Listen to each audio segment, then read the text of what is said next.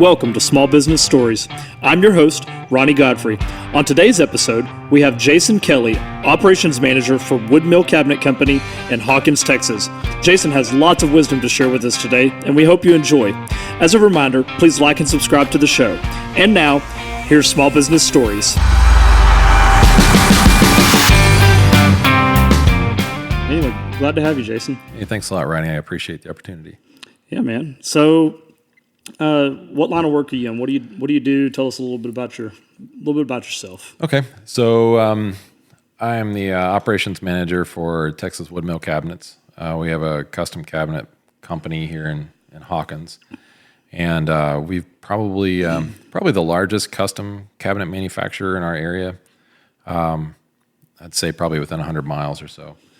We have about 45 to 50 employees, and we do anything from remodels to new house construction to multifamily to assisted living facilities. We're just kind of in it all, and have been a provider of cabinet solutions for people in the area for the last, my dad started it in 82, so it's been a minute. Cool. So I guess you and your dad own this business together? Yeah, so it's kind of a family business. My folks are the owners, so to speak, and I kind of manage it for them and kind of take care of it, and that's kind of how it's structured right now. Maybe something different later, but that's how we are right now. Yeah, that makes sense. So, how did your dad end up getting in the cabinet business? So that's a really good question. So my dad actually doesn't have a degree in anything. He in the late 70s, he got into framing houses in Oklahoma, and then he went out to California to frame houses, and then had a friend that somehow brought him to the Big Sandy area in the late 70s. And he was framing houses and building houses, and he started noticing that him and his other friends that were builders couldn't get cabinets. They could, at the time, all cabinets were built on site. Trim carpenters used to be the cabinet builders. And so he decided that, well, if my buddies need cabinets and I need cabinets for my houses, maybe I'll just make cabinets for everybody. So he and my mom built a little small 2,000 square foot building, and they started what was called Woodmark cabinets at the time. So in 1982, they started Woodmark cabinets. Mark or Mart? Woodmark. Okay. Yeah, Woodmark cabinets in 1982. And that's how we got into the cabinet business. That's interesting. So you said at one time cabinets were built on site. Yeah. So you can tell a lot about the age of a home by looking at the cabinet construction style. Yeah.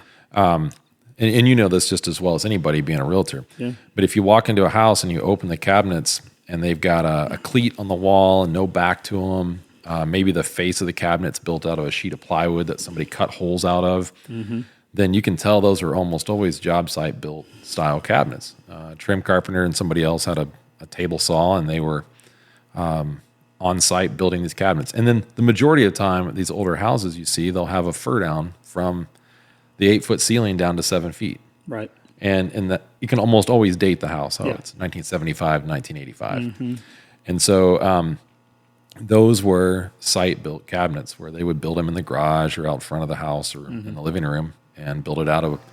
You could buy 1x12 pine, and that's what they use for shelves. And then they take a sheet of plywood, literally a sheet of plywood, and they use a skill saw and cut out the openings for the cab to make the cabinet openings. And you can always tell if you open the cabinet door and you look at the side of the face material, if you see plywood or a lumber core plywood, then it was built on site. Interesting. That explains a lot about the difference in cabinets in newer houses and differences in cabinets that you find in older houses. Sure. The newer cabinets are much nicer than the older ones, and I think old new style cabinets are probably 20 times better than new old style cabinets. Sure. Yeah. People remove they'll remodel houses, but I think is not old, but really is 30 years old, built in the 90s. Yeah. And they can remove the cabinets and use them again. They're, solid built plywood and hardwood frames and stuff. And they're a well-constructed cabinet. And so that's kind of started the change in the cabinet building process, at least in East Texas. My dad was probably one of the first people doing that. Building cabinets off-site and installing them as a whole package. And so as my parents' company grew, they would add on to their building, and then they ended up with like this Frankenstein-looking building. They had a 3,500 square foot production area. They had a 2,000 square foot door area, and they had all these different sections attached to their main building they started with. And so that's kind of how the company got started. Yeah. My dad he wouldn't build or expand unless he had cash to do it. So he didn't borrow money for expansions and stuff, and that's kind of made him successful through some of the slowdowns in the building industry. Yeah. I was reading a book. It was a compilation of talks that Charlie Munger gave. And one of the things that he said in that book is that, debt is great when times are good, but when times are bad, debt is a really, really big headwind. Sure. Because, it becomes harder to service and it eats up more of your revenue as a percentage. And, it can really make tight times for everybody, tight times especially tight for those who have, good debt load. So he was really wise to take that approach to it. Right, yeah. So that's something he instilled in me, at least, is, making sure you have the cash for these investments that you're going to do. And a lot of that's kind of along the same lines of what Dave Ramsey aspires, or professes is, make sure you've got the cash to do what you're going to do. And it makes you more comfortable when, like you said, when times get tough. And we had a slowdown in 2007, 2008, 2009, where the housing market kind of crumbled for a little bit. Mm-hmm. And it was tough for a lot of different contractors, but we didn't have any debt. So it's unfortunate. Sometimes you have to lay employees off and stuff, but that's just how business goes. Yeah. Yeah, I mean, the 2008 period was impactful for real estate in so many other ways besides just the mortgage meltdown. Mm-hmm. Like, one of the big things that happened during that time that a lot of people don't know about, and one reason we have the housing issues that we have today, is that a lot of lumber mills went out of business. And for about 10 years, we were kind of in the doldrums on home building, like it slowly inclining, real jagged curve, up, down, up, down. And then in 2020, it exploded. Yep. And today, we're above those 2006 building levels, which was the peak. But when that demand surged, there wasn't the capacity to meet the demand, which is why all the prices went way up. And the thing that a lot of people also don't realize is that the housing shortage is going to take a long time to recover from, because you can't just open up a lumber mill overnight, and just get it up and running, right? Or build a new one. A lot of them close their doors and can't really be reopened because all the equipment's been sold off, and everything they have is obsolete. Whatever. But anyway, that was like a really rough period for lots of people in the housing industry, but you guys were able to weather the storm and come out okay. Yeah, we did pretty well through. I'd say probably 2010 to 2012 and on.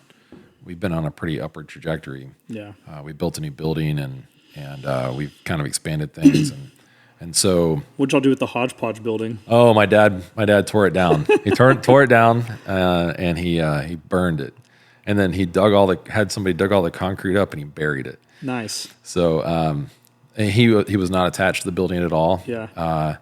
And he saw it as a tool, which is how you should see stuff like that. Mm-hmm. But the new building we built is pretty close to where our old building was. Y'all still own the land and everything? Right, yeah. It was actually behind my parents' house. Oh. So the new building's a little bit further away from their house now. Right. And is your parents' main house right there on the runway next to you, or is that just a... No, that's a good question. My parents, they live a little bit behind our cabinet company, which is on the back road from Big Sandy to Holly Lake. Yeah. Now, we have a pretty wide audience on this podcast. Okay. People as far away as Ireland. Okay. Literally, I have a listener from Ireland. That's awesome. It's pretty cool. I got one in Canada and I got one in Ireland. Hey, so congratulations, man. shout out to those guys. Thank y'all for listening. So just to give them a little bit of context, we're in Northeast Texas. Okay. And you guys are kind of in between two medium-sized towns, Longview and Tyler. You're in a little town called Hawkins, and you guys you live on an airport, which I aspire to. And fair warning to everybody that might be listening to this, the conversation might very well deviate over to airplanes. But I mean, that's why we do what we do, right? So we're actually we have to do the real estate or the cabinet building stuff so we can fund our addiction. Yes, so we can fund the flying habit. Right. But anyway, so you guys built your new building and you're rocking along. You got 40 or 50 employees now. Yeah, it's good. What are some challenges that you guys face, kind of on a daily basis? Oh, I think everybody in small business faces the challenge of trying to find good employees. Mm-hmm. There's a lot of reasons why good employees are hard to find. Yeah. There's a lot of reasons why they're difficult to keep. I think that good employees are hard to find and keep. Because you're familiar with the 80-20 principle? I think so. So I read this book, and I'm trying to remember who wrote the darn thing. Anyway, it's called the 80-20 principle, and basically it applies to lots of different things, but in this instance, you've got 20% of people that do 80% of the work, and 20% of people are good workers, and 80% are just okay or worse. And so 1 in 5 basically is going to be good, and the other 4 they may work, they may not, but sure.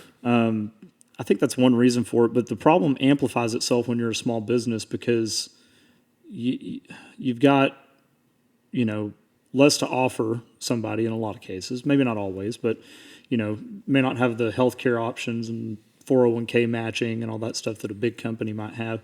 So as a smaller business, what do you guys do to, attract those top 20%? Oh man, that seems to occupy way more of my time than I thought it would. You mean like HR?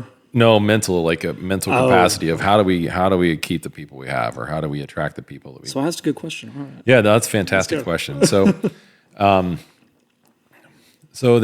understand the 80-20 principle. That makes complete sense. And you still have to have people that think independently in your business. Those are the people that I heard from your previous person on the podcast. That you need those kind of people that have independent thinking minds. They solve problems on their own, that kind of stuff. And then you also need people that are the worker bee kind of people. Mm-hmm. And so, we're in a construction industry. I always remind new applicants that we're not in healthcare and we're not in oil and gas. So it's best for them to get their expectations in check. What do you mean by that? Well, I mean, we're not going to pay somebody $100,000 a year to sand cabinet doors. Right. The market just can't support it. Right. Do I wish we could? Sure, possibly, but the market can't support it. Nobody's going to buy cabinets from somebody that has guys making $100,000 a year sanding cabinet doors. Yeah. So, and you also have to realize too what your competition is. So, when we got into the larger size of the company, it became readily apparent to us that we had to have, make sure everybody's well documented, make sure we got workman's comp for everybody, making sure we have general liability insurance for everybody.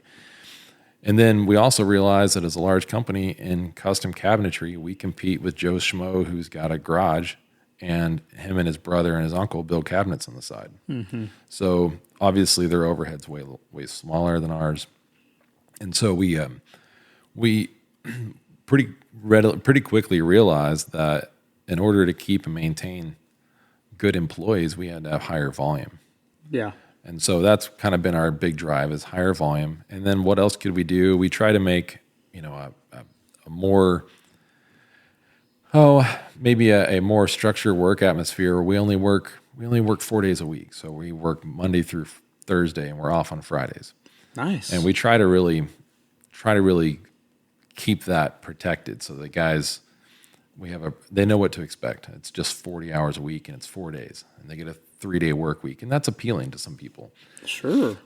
So if you're not doing things like 401k matching, or you're not doing things like offering healthcare, you're at least offering them a structured work environment for 40 hours for 4 days. Right. And then reiterating to them also that it's extremely important that they nurture their relationships with their families. So if they have activities they want to go to with their kids, or they want to go to a church camp in the summer, I don't have any paid vacation structure right now, but if you ask me 2 or 3 or 4 months in advance for the time off, take it. And we don't hold it against you from a attendance perspective or anything like that. Mm-hmm.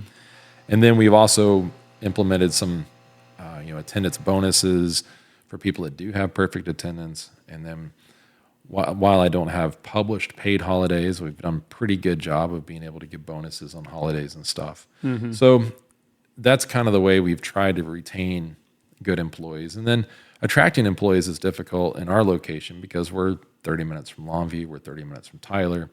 And so we're also a construction company that drug tests employees. Mm-hmm. So generally speaking, that cuts our employment pool way down. Yeah. So that's also been beneficial in the long run. While we might have a smaller employment pool, we generally do get better employees. Yeah. And when you're dealing with power tools all day, every day, it's kind of, right. You don't want people walking around drunk or high or.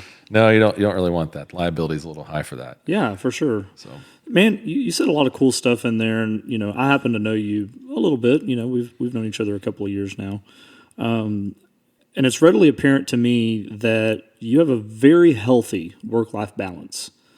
And you work a lot, but what I noticed about you is that you're either working or you're doing something you love.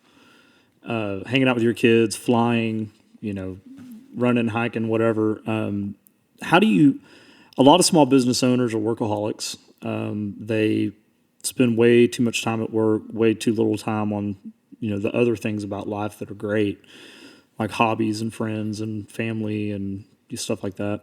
How do you make yourself not go down the rabbit hole of, more work is best that we all suffer from in America today?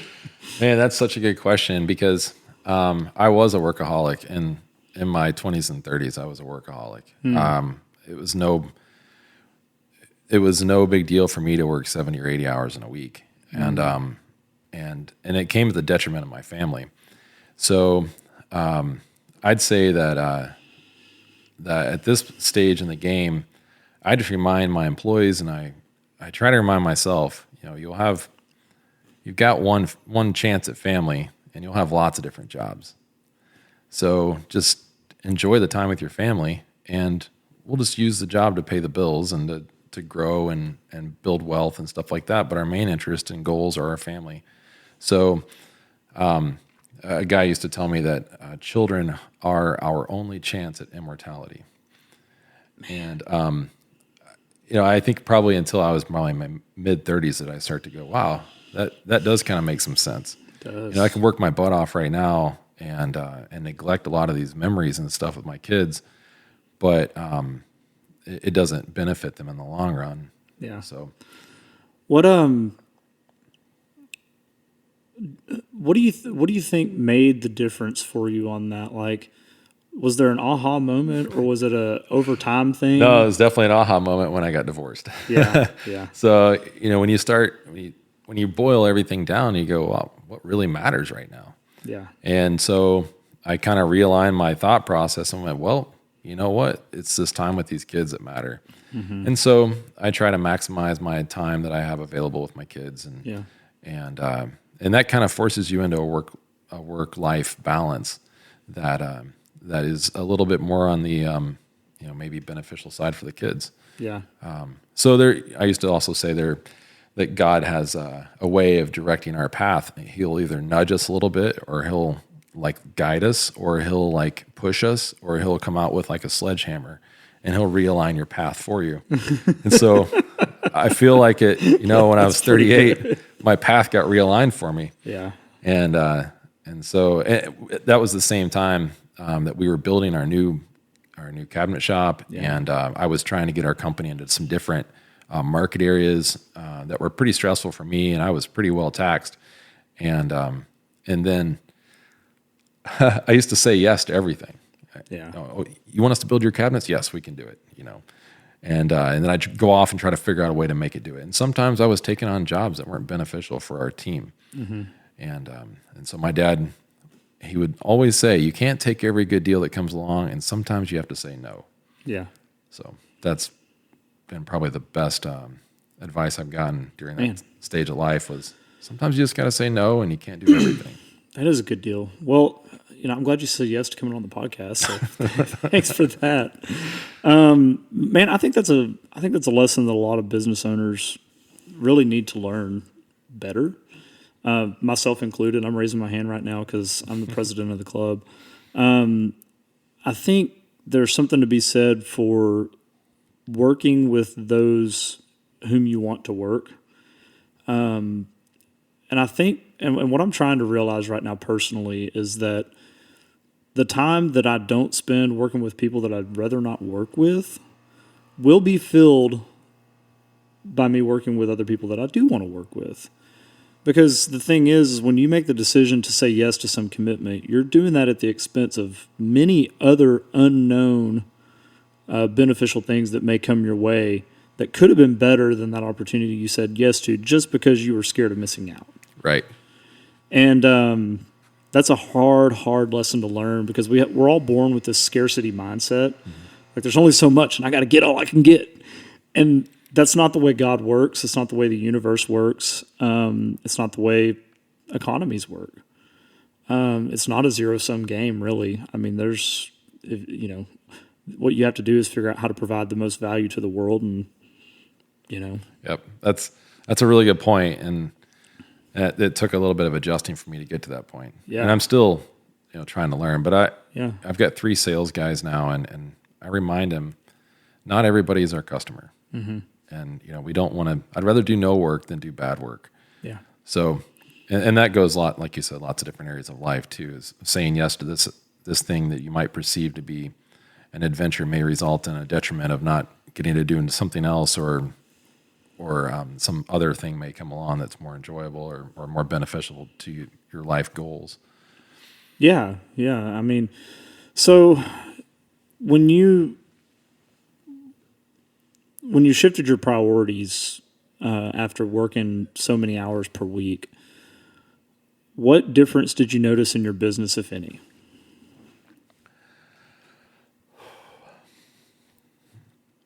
I think it started with with me making the mental decision to leave the office at a reasonable time. And so I thought, well, I'll be neglecting this or I'll be neglecting that.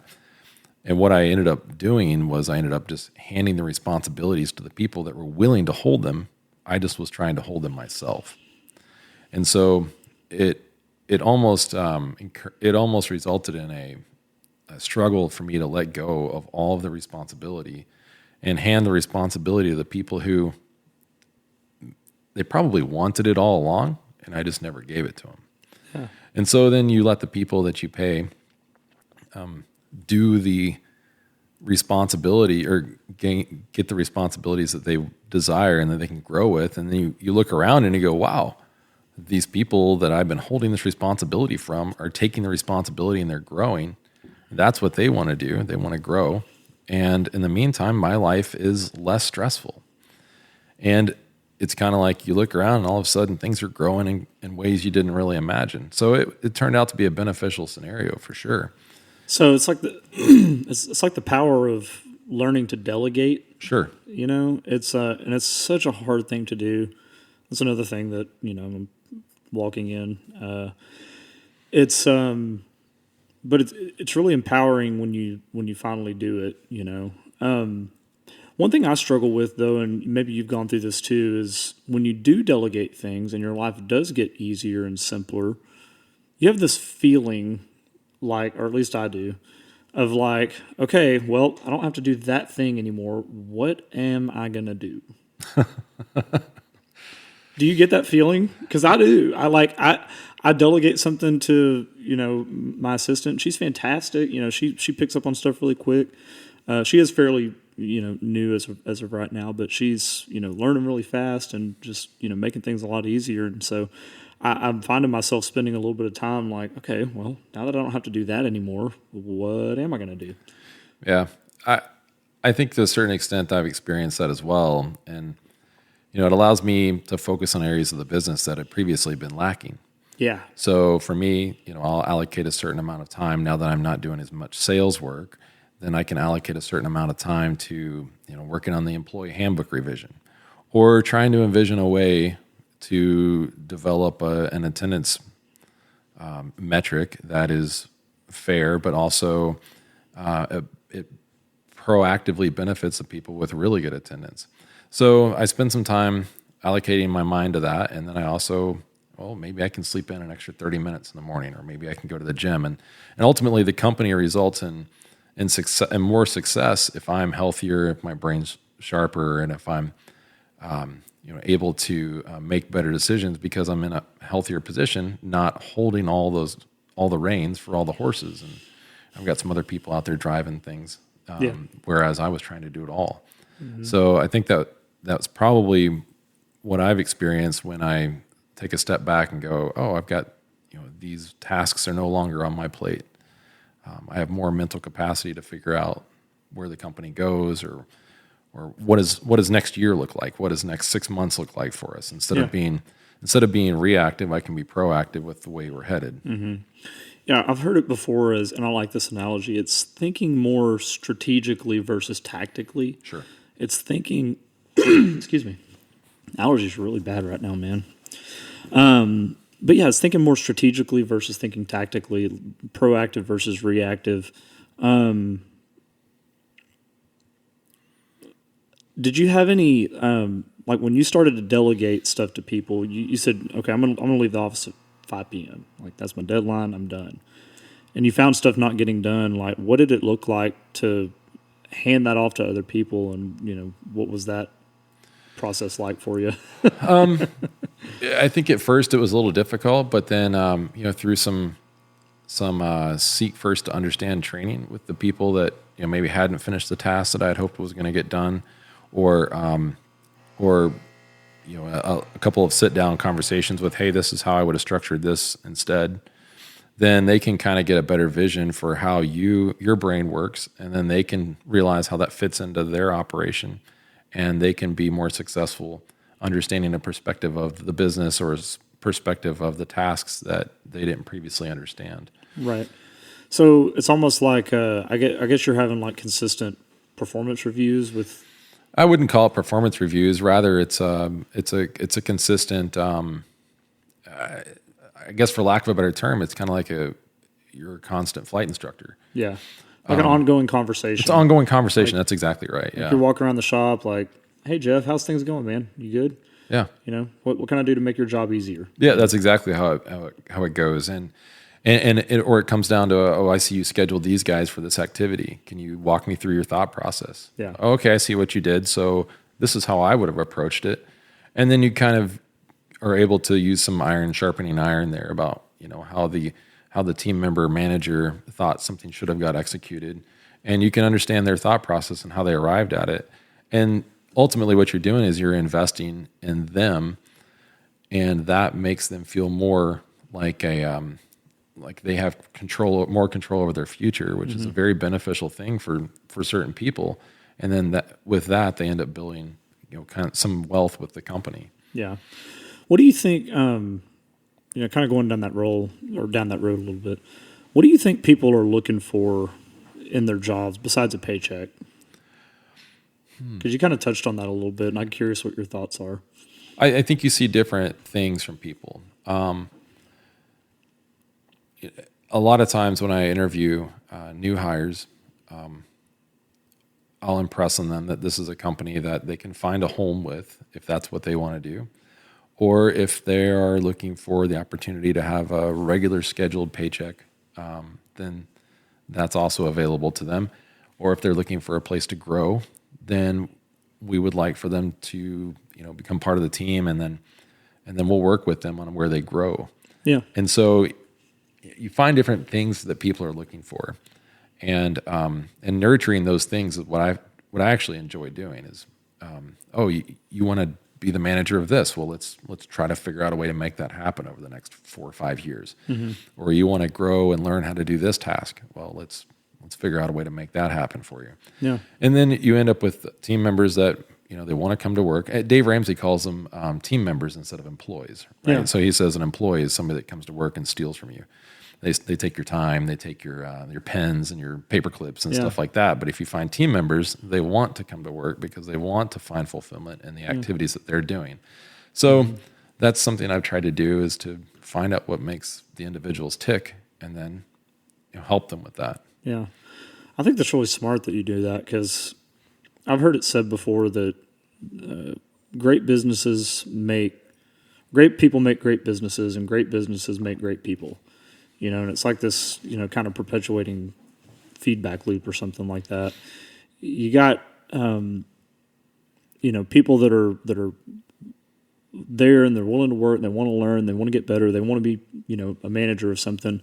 And, as the leader, it's your job to help make the path for that, like you're talking about. So, man, kudos to you for doing that. Thanks. You sound like you'd be nice to work for. So like with you got 40 or 50 employees, and it sounds like you got some like small little crews that are led by a manager or something like that. Yep. How's that kind of work? So we have, we used to have a shop foreman and installation foreman. And so I have an installation crew that goes and installs our cabinets. We build the cabinets, we load them on trailers, we go to the jobs, we install them. And that's a team of about 9 to 12 people right now. And so I have a foreman for that position, and he's been a great addition to our team. He had no previous cabinet experience when he came to work for us. He just grew up through the company, and he's one of those individuals that along the way said, "Hey, I want to do that task. I want to manage this." And so we kind of worked with him and got a lot of his feedback, and he's turned into a phenomenal manager for that team. And that was a position previously vacated by an individual who's now one of our sales guys. So, we try to bring guys up through the company. And then we had a whole shop foreman. And what I found was, as I delegated more of the sales tasks to the other salespeople that I had, then I was in the shop production floor more frequently. And I had a lot of tenured employees that were over smaller departments. The individual that runs our cabinet door production department's been there for off and on since I was a kid. Wow. And then we had some different individuals in key locations within our company, and I thought, man, I don't think we need a foreman for our production floor. These guys they've been here for a while. They know how to do their tasks. So we kind of set myself up as the foreman for the shop, where these guys have their own smaller departments, the assembly department, or the department that builds face frames, or the department that builds cabinet doors. They could kind of operate as their own individual departments, and then if they had questions, they can come ask me. But they didn't really have that many, because the individuals in those departments had worked there for so long. Yeah. So that's how we worked with that. That's a good example of like removing a middle manager that doesn't need to be there. Sure. Not saying there have been times in the last couple of years we didn't need a foreman there. Yeah, I mean, but it's kind of like having an airplane. You got an airplane that does 90% of your mission. Well, the other 10% you'll figure something out. That's it.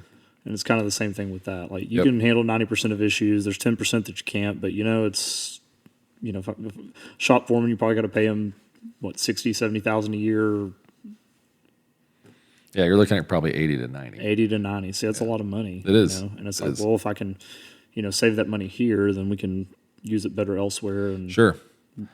And given the amount of time I was on the production floor, or at least my office faces the production floor, so those individuals can ask questions, or with the technology we have now, if I'm out in the field and they've got a question about something they built, they can FaceTime me and say, "Hey, what was the intent of what you wanted to have built?"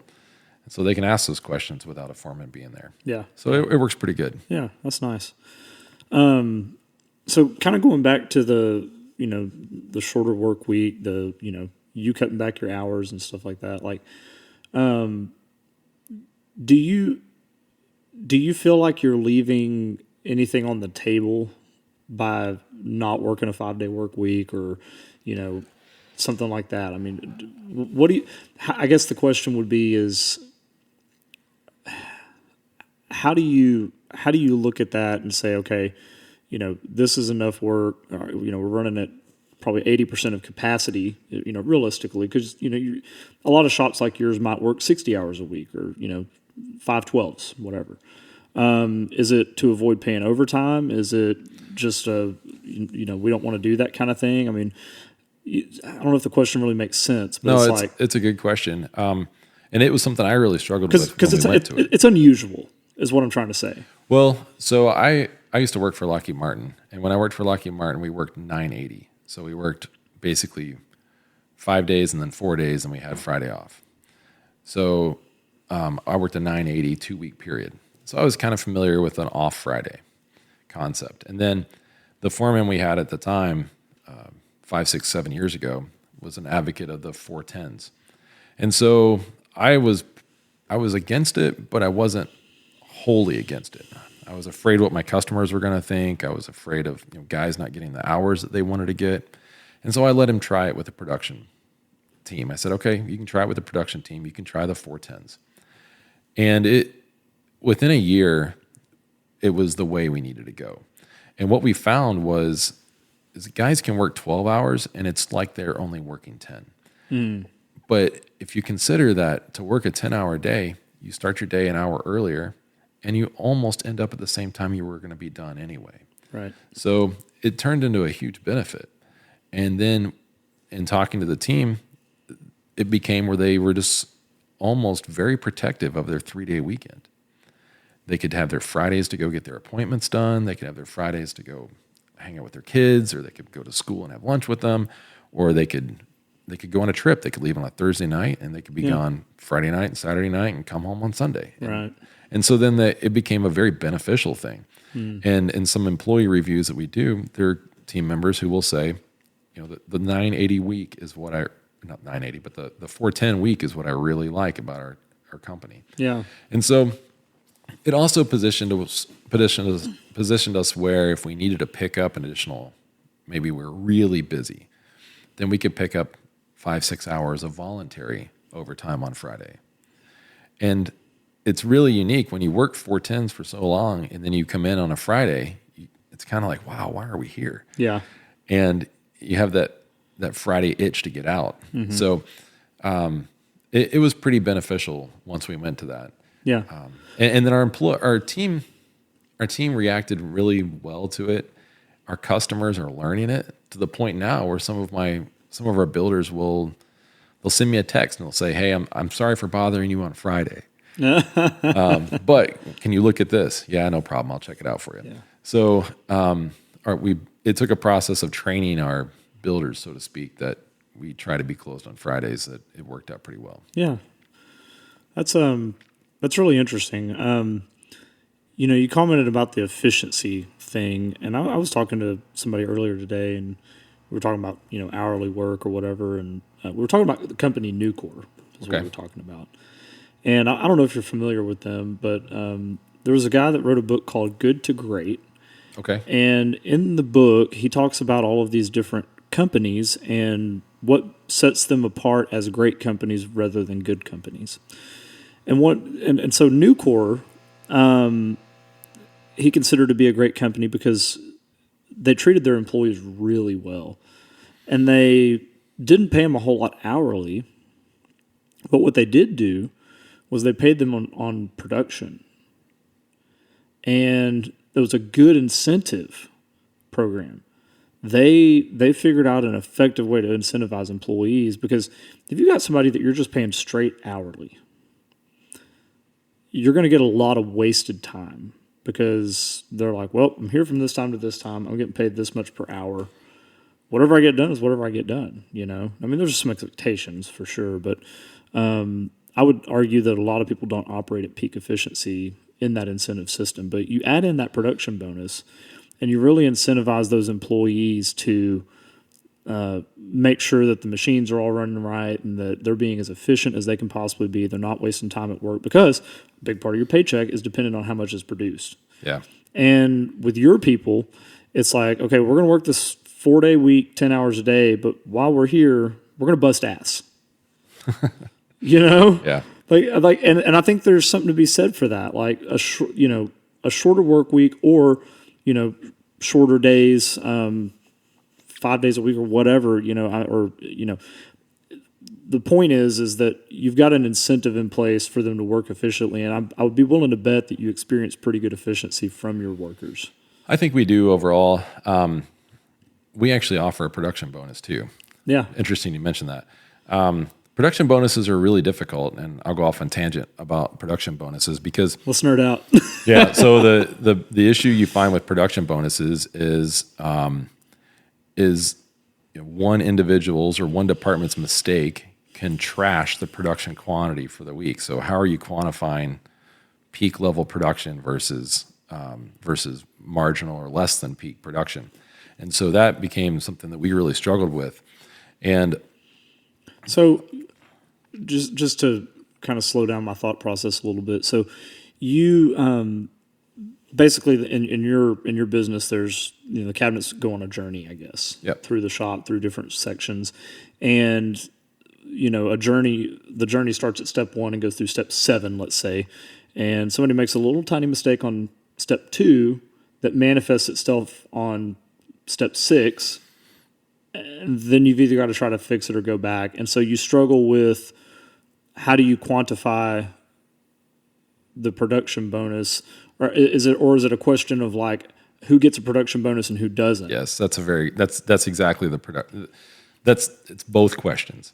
How do you quantify the production bonus, and then who gets one and who doesn't? Mm-hmm. So, because does the department that screwed up get a reduction in their bonus or no bonus at all? That's a very good question. And sometimes it does work like that. Yeah. Sometimes it does work that. Sometimes we can isolate it to a specific individual, and then that individual for the week may not get a production bonus. Mm-hmm. So we got this wild metric that we do for production that we've established about 25 years of historic data for what each department can produce per man hour of cabinets. Wow. So this big giant equation thing that my dad generated, and he and I have massaged it in the last few years, then we put it into a database system where we've actually, or job tracking, it's not quite job costing, but it's job tracking for production capacity, and then we also use it for production scheduling. So is this like a software that you built, or? Yep, it is. It's a production software we built. Okay. So did y'all build it yourselves, or did you hire a third party? No, we built it ourselves, and then we hired the third party to put it into a database structure, but we had all the bones, right? And we just had somebody put it in a format that's easy to use. That's interesting. So you guys have a lot of data on production, and I mean we do. We could tell y'all ain't just out there with freaking sawzalls and circular saws getting after it with a couple sawhorses. Like this is a big deal. It is. So we've been tracking this data for probably 25 years. We've been tracking production capacity and trending data. Wow. So what I know is that I know based off historical information, when I take a $10,000 cabinet job and I parse it up, that 10% of that cabinet job is in the face frames, and 10% is in the drawers, and then 25% is in the door department. So we basically take $2,500 for the door department, divided by the number of hours that are worked, and we end up with a production per man hour. Well, we've been tracking that data for 25 years. So I've got some historic basis to work off of what is good and what is bad. But there's so I have a lot of data available to determine what is high production or low production. However, once you start going, this department has high production today. Well, what was different? Okay, is it an outlier, or did they just work really hard? Or this department has very low production today. Is it because of material availability, or is it because somebody 5 steps before them made a mistake that resulted in them having lower production? So what I ended up with is I ended up finding myself in so much data that I couldn't go back and and assign production bonuses on a weekly basis to individual departments and individuals themselves. So we've kind of simplified our production bonus process now to where it's more heavily based on attendance, and it's a portion of the amount of production done during the week. So if our company does $80,000 worth of cabinets in a week, I'll take a slice of that, divide it up, and then grade them on their attendance. And if there's a glaring error, then I might reduce them. Or if I see somebody that's gone way above and beyond, I might give them a little bit more. So for some individuals, that might result in an extra $150 for the week, which is a good amount on a 40-hour week. Sure. That's pretty interesting. The depth that you guys have gone to with all of that. What kind of time does it take to track that? I mean, like as a job travels through the journey, do they have a computer near them where they're entering data about what's going on? That's kind of the next processes we're looking for, is to start making that data electronically input. What do you mean electronically input? So that they can. What are you doing now? Well, now we write the data down. Clipboards? Well, it's a good question. So the morning of, I'll issue a goal sheet, so to speak. Hey, okay, XYZ department, you're expected to get 10% of this job today. Okay. At the end of the day, they'll tell me how much they've gotten, and I input the data. Okay. So at some point, I'd like to be to where they could input the data on their own. Have you heard of Google Docs? Yeah, I know.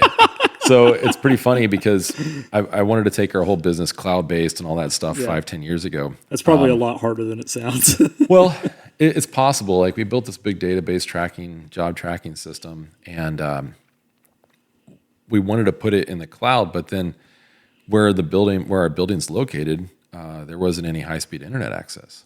Not anymore. Well, not anymore. That's right. Yeah, so you got Starlink now. We now have Starlink, and then in the last couple of weeks, they've started doing the underground boring for one of the high-speed connector. Fiber optics? Yeah, one of the fiber optic setups. Yeah. So it sounds like we're going to get that too. So as a side note, that I want to get the Starlink Mini and put it in my airplane. Dude, I saw a guy on Beach Talk or somewhere. Yep. They were talking about Starlink in the airplane, but the new iPhone, the iPhone 16. Yeah, but I'm not on T-Mobile like you, so. No. It all the way back to the iPhone 14 with the new iOS 18 that's coming out. You can do satellite messaging as part of iOS. Oh, that's great. Yeah, it's a game changer. Huh. And I think you can take calls. Wow, that'd be really helpful. That would be really funny. Wouldn't it? Yeah, I'm just waiting for the internet ability while we're flying so I can watch my how to fly the airplane videos while we're flying. Same. Yeah, aerobatics via YouTube. You're learning. Yeah. So, okay, right. So now we're getting high speed. It sounds like we're getting high speed internet in the business, and so that'll allow us to maybe go to the next step of start hosting some of the items in the cloud. For example, I'll send out an installation team, and if they have questions, right now we have to email them or text message them the drawings of the prints. Well, it'd be great if they could have access to a builder trend type site or a Procore type site where they manage online building stuff. So there's lots more growth that we could do in the document tracking and recording sector. So I have to wonder how much of your day is spent gathering and inputting data. It's not very much, actually. It takes about 30 minutes at the end of the day to input the data from the day and then to plan the next day. How do you make the plan for the following day? That's a good question too. So using historical data, I can determine what each department should produce. So then I just assign. How far back do you look? Well, I just know the numbers now after doing it for so long. I know that if I assign 10% of this job plus 30% of the next job plus 15% of the next job to the drawer department, that results in a production per man hour that's consistent with what I've historically known them to produce. Okay. Yeah. It's making more sense now that we're talking through it. Sure. So how do you decide what percentage of a job to assign? It's really based off of what jobs need to be built for what timeline. Right. So, but I mean, say it's the drawer department, and you've got 20 drawers on this job, 30 drawers on this job, 70 on another one. Like, how do you, is there a deadline you're working with and you're comparing the... Oftentimes there is. So if you know that the 70 drawer job has to get done, you put in, hey, I need you to get 70% or 100% of these 70 drawers built. And then I need you to get 20% of the next job. And then you total the dollars and you go, wait a second, when I divide that by the number of guys working in that department. So the number of dollars, where does that come from? It's just arbitrarily placed on it's arbitrary data that we assigned to it long ago. So it's like points. It's points, yeah. So there's be this points. job is worth 2,500 points. Yes. And these guys can produce 2,200 points a day. That's correct. They've got too much work. I need to figure out what we can cut. That's exactly right. And so if I that need is genius. So if I need a job out, if I need a cabinet job completed by tomorrow, then I can start that point assignment and determine if, oh man, this department I want them to get more points done than they can. So I have two choices. I can reduce the number of points that I expect them to get done, or I can add additional people, which increases the man hours and reduces the effective number of individual points per person. Yeah. So can you pull somebody from face frames over to drawers for a day? That's something I'm really big on is cross-training people. Yeah. If they want to be cross-trained. And most everybody wants to learn more about what they're doing. Sure. If you're finding it's people fun. It's fun, and then they see themselves building wealth. And so when you come down to your review at the end of the year and you go, tell me why you need to make more money, they go, it's not, well, I've been sitting at this saw the entire day for every day for the last 365 days. They go, well, I've learned how to do this, and I've learned how to do that, and I've learned how to do this other task in this department, and I've added value to the company here, here, and here. And then it makes it really hard for me to go, no raise for you. Somebody's adding all this value to your company. You go, hey, that's great. Let's see what we can do for you next. It makes so much sense too, because when your door maker better understands the drawer maker's job, and the face frame maker better understands the door maker's job, like it's like, oh, wow, okay, I understand now why we do it this way. So it really makes them better at their primary. It does. It does. Too. Yep. And then you find an employee that feels like they're building value in themselves. Mm-hmm. And that's very important. Yeah, man. That's really that's a really good insight. So you've got all this data that you're working with and this point system and this whole thing. I mean, how did you guys come up with all of that? So we wanted to be able to determine how much work we had and what our longer term schedule looked like. So you could more accurately quote prices and deadlines and things like that. Prices and deadlines and schedules. Yeah. So that way we could determine with some level of accuracy, we'll have your cabinets built on this specific day or this specific week. And so what we started doing was we said, well, we can stack all of our jobs up. We can divide them by historical production for the company. The company should produce XYZ amount of cabinets a day. So how do you measure a cabinet? So it goes back to all those individual department allocations. Yeah. So we were talking about points earlier, we can use points. So if this department produces 1,000 points a day on average, and this other department produces 2,500 points a day on average, and you have historic data that shows that these departments can produce this amount, then you can produce X amount whole as a company a day, a week, a month. And then you can start dividing by the days that come up, and then you can assign dates to those days. And then I can tell somebody, right now, based off my production schedule, you should be able to have your cabinets installed on October 3rd. Nice. Okay, I think I understand it a little bit better now. So it helps me to think of it like, okay, this department is measured by how much finished work for their department they can produce in one day. Sure. And it's probably hard to measure the shop as a whole. Like, okay, the shop's producing 20 cabinets a day. It's like, well, are we? Like, I don't know. That is kind of hard to measure, but it is easy to measure. Okay, the door department finished 20 doors this day. They finished 25 this day. I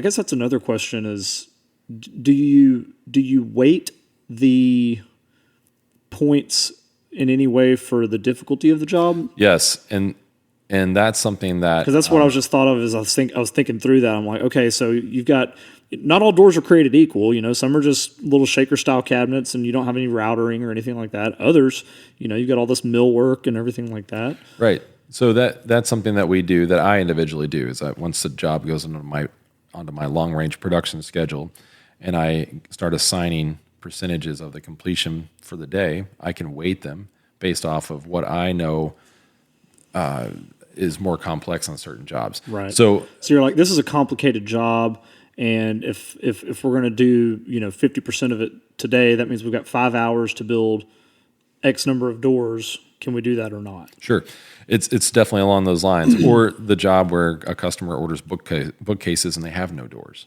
Right. So I can take that percentage I would normally assign to the door department and I can give it to maybe the installation department because the job is in a house that's finished. So it's going to take longer to install.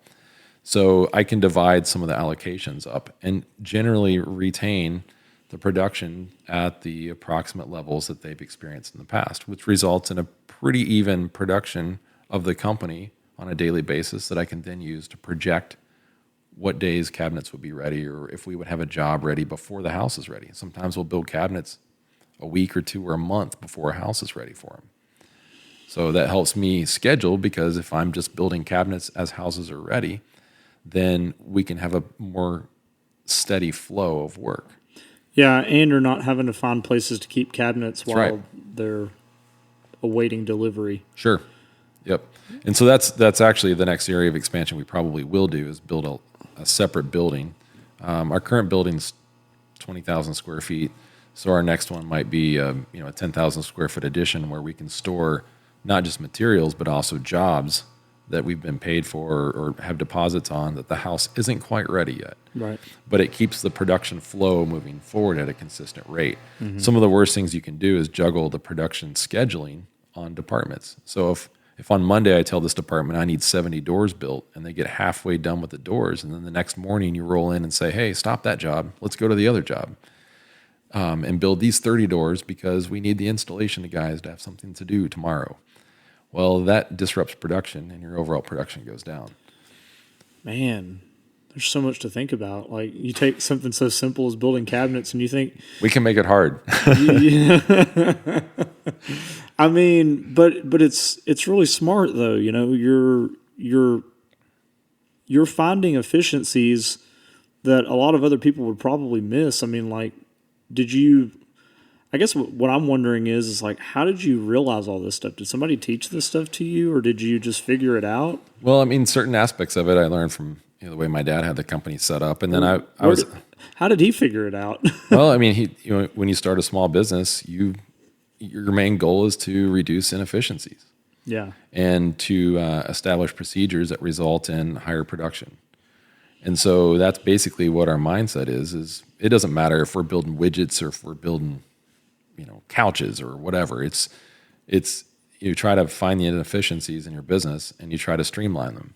So one of the big things we found when we moved into our new building was that, hey, no longer are we limited to storing things in our cabinet trailers, but we've got some storage containers now, and we store completed jobs in storage containers. And what that allows us to do, it allows us to increase the production level of the shop without being concerned that we're kicking out too many cabinets to store somewhere. So now we can, as we get job approvals that come in, we can detach the approvals we can detach the production of the cabinet boxes from their need to be installed within the next 2 to 3 days because of space constraints. Mm. So just finding inefficiencies and then how to keep the production levels streamlined and as high as possible results in a better outcome. Yeah. And the employees like it better too because you're not juggling things as much on them. Yeah. So. Well, it's like they show up to work each day and there's a very clear set of tasks that have to be completed. And, their goal is to get it done as efficiently as possible so they can earn a production bonus. Sure. And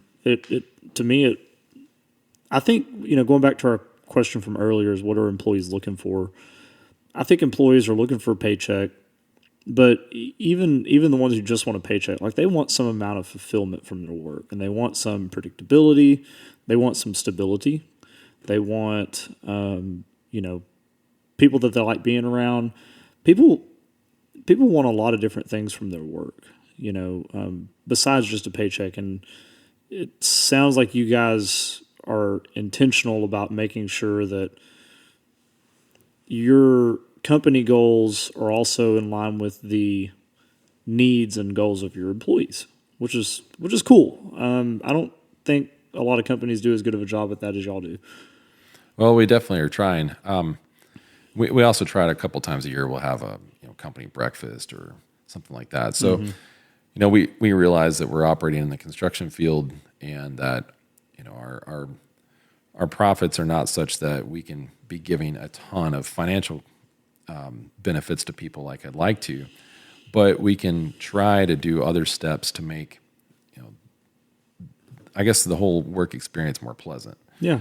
And what we're also finding too is we find there are some people that are older, maybe retired, that just want to have something that occupies their mind, that they can come to work, they can earn a reasonable wage, and then they can go home. And I joke with some of our guys that they're just employed because their wife wants them out of the house.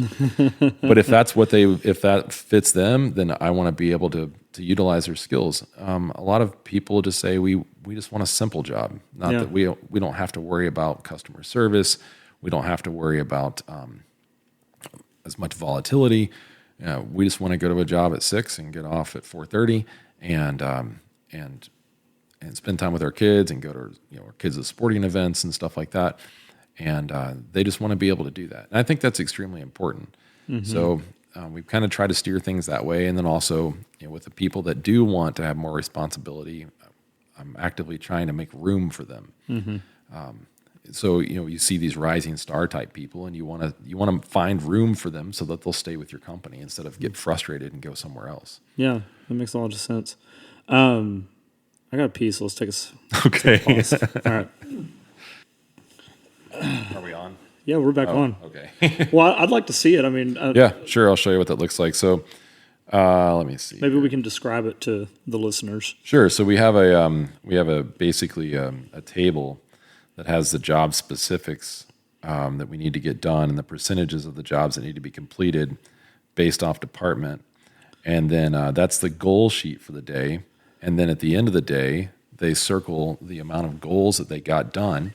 Okay, so this is just a spreadsheet. Yep. That you print out each day, and I mean it's like relatively simple. Just got columns for different departments, and then all the jobs lined out on the left-hand side on the y-axis, and then the percentage of completion that you need for that job for that day. Yeah. That's it. And then they give me the feedback at the end of the day, how much they've completed. And so then you can tack that onto the following day or yep. what have you. Yeah, right. That's a good system. It helps me too. I mean, at any given day, we might have 10 or 20 different jobs in different stages. And so it's important for me to understand at what stage each department is. Mm-hmm. So in my database, I can see, this department has finished this percentage of the job, this department's finished that percentage of the job. Yeah. So that's how our job scheduling works. And then it allows me to assign essentially a day of installation for our customers, which they appreciate. Yeah, for sure. Yeah. So going back a little bit to the story side of things, your dad started the company in 1982, right? Yep. Was it just him, or did he have some people that were working with him? Just my dad started it. He and my mom started it, and he had some individuals that worked with him, and that's an interesting question or an interesting direction to go, because many of the people that my dad started, or that my dad hired along the path for his next 10 or 15 years have split off and started their own competing cabinet shops in the area. So I can think of at least 3 or 4 individuals that now have custom cabinet companies in East Texas as a result of their association with my dad. So that's pretty cool. Yeah, that's... It kind of stinks because you've got another competitor, but it's also a compliment. Yeah, it is. It is. But at the same time, I mean, you need competition to keep prices in check, and you need competition to keep you sharp, and you need competition to give the customer options. Sure. Now, all those companies are smaller than us and less organized, so that's okay. But Yeah. but there's everybody has a market that they fit into, a niche, the market that they fit into, and maybe they work better with a certain builder than the builder did with me or with one of my sales guys, and that's okay. Yeah. So as much as I'd love to have all the business, I'm grateful I don't. Yeah, for sure. For sure. So, when he started out, I mean, do y'all have 40 or 50 employees from the beginning, or? No, we've gone through lots of different iterations of employee count. In fact, there was a time in the late 90s, where we were so busy in our smaller building that they ran 2 shifts. So they had a shift that started at like 4 o'clock in the morning and went until 3, and then they had another shift that started at 4 o'clock in the afternoon and went until midnight or something. Wow. So the 90s were a pretty busy time. So y'all really worked both ends of the spectrum. Yeah, and that was on the schedule. Yeah, that was my dad's during my dad's time. That's how we did. Now we don't work on weekends. That's something we just don't do. Right. Zero interest in working on Saturdays and Sundays. Yeah. And we're not building medical equipment, and we're not saving lives. So there's nothing that has to be done immediately. And that's the thing I try to remind my team is, let's keep the urgency in check here. We're not saving lives. Nobody's going to die if we don't fix this trash can today.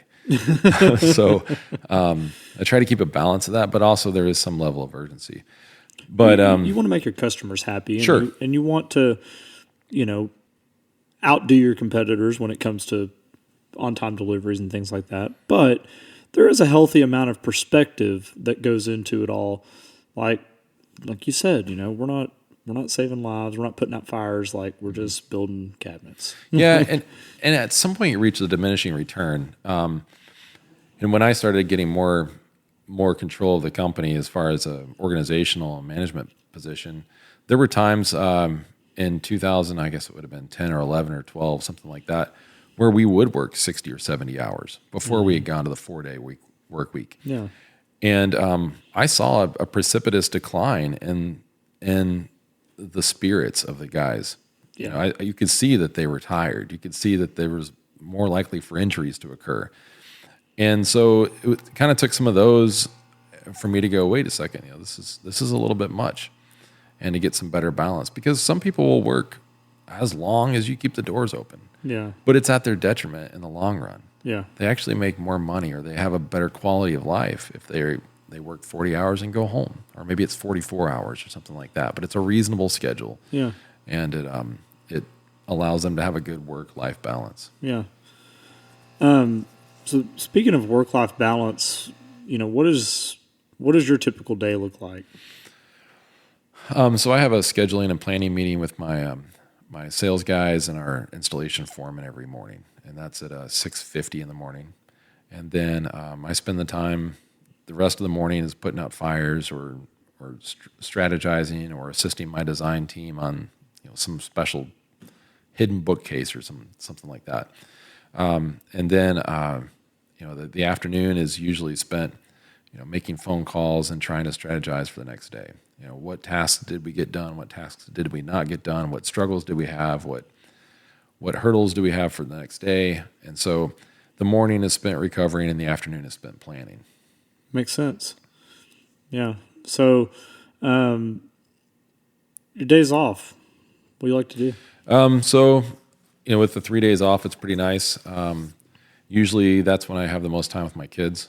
So if we're not doing basketball games or tournaments or something like that, then we'll go on an adventure or something. Yeah. We'll take the airplane and fly to Florida, or we'll fly to wherever we want.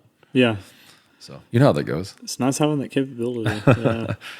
So that's pretty good. And then since we don't work on Fridays, and while the kids are in school, I usually have Friday mornings to myself. So I'll try to go exercise or try to get some flight instruction done with somebody at that time. And so try to fill those times with some of the stuff that I'd want to do. Right. Makes sense. Yeah.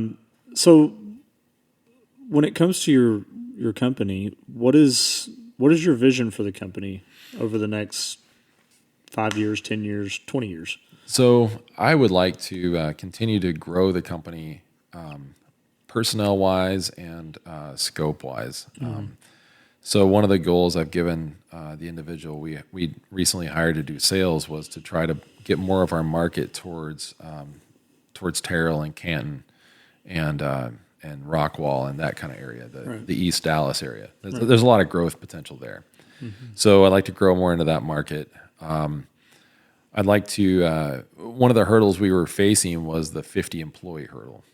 How do we incorporate healthcare options and stuff like that for 50 employees? What do we do from a HR perspective? And so in the last year, the problem there kind of is you go from 49 employees to 50. Yep. And now there's some stuff that changes. Your revenue's gone up, or your expenses have gone up 25%, but your revenue hasn't gone up at all. That's it. That's exactly right. So in the last year, we transitioned to using an employee management company, a PEO, to manage our employees now, to do payroll and more employee side of things. So basically what that does is it sets the infrastructure for us to then go to the next level and bring on more employees without too much of a hassle from a bookkeeping or a HR perspective internally.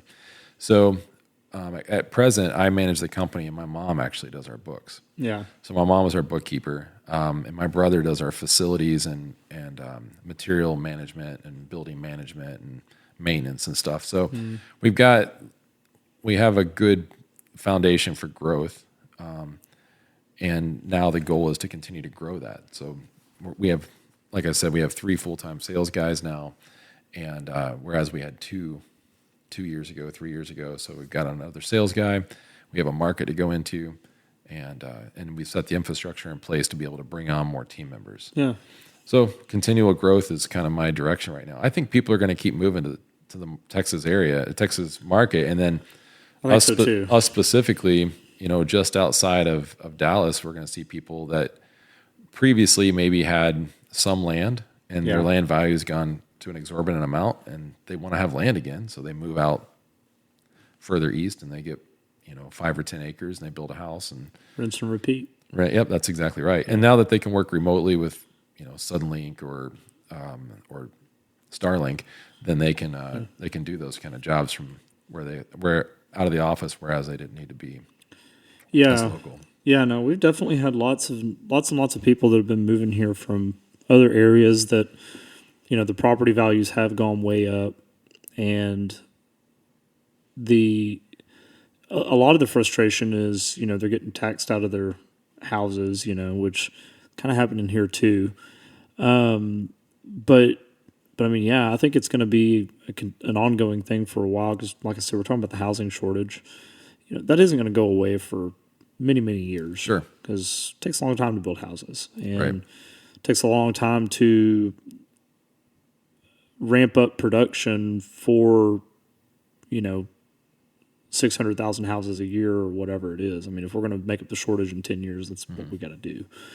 But you can't just do that overnight, and I don't know exactly what our current production level is off the top of my head, but it's not 600,000 a year right now. So,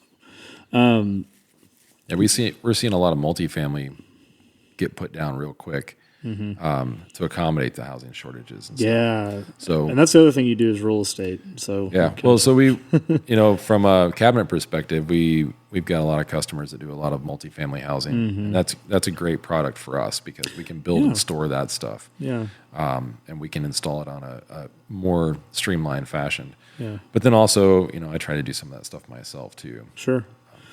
The big multifamily thing, I'm noticing a lot of that. Here in Longview, we've got a couple of buildings going up right now, and I'm sure there's more in the works. Sure. And I've noticed as a small-time landlord that it has become harder to find good tenants, and the rent rates around here have not been going up as much as they once were. Sure. No, I see the same thing. Finding good tenants that's probably the hardest thing the biggest frustration I have from landlord perspective. So I'm more inclined, maybe at my detriment, to take a lower rent at the expense of having a more stable tenant.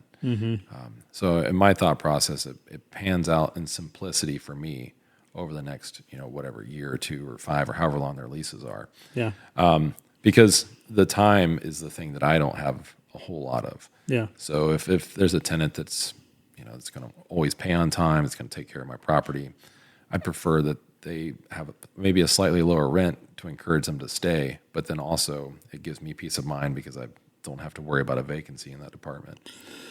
Yeah, I mean, that, there's a good business lesson from that. It's cheaper to keep an employee than to, let one go. It's cheaper to keep a good tenant than to overcharge one and let them move out. It's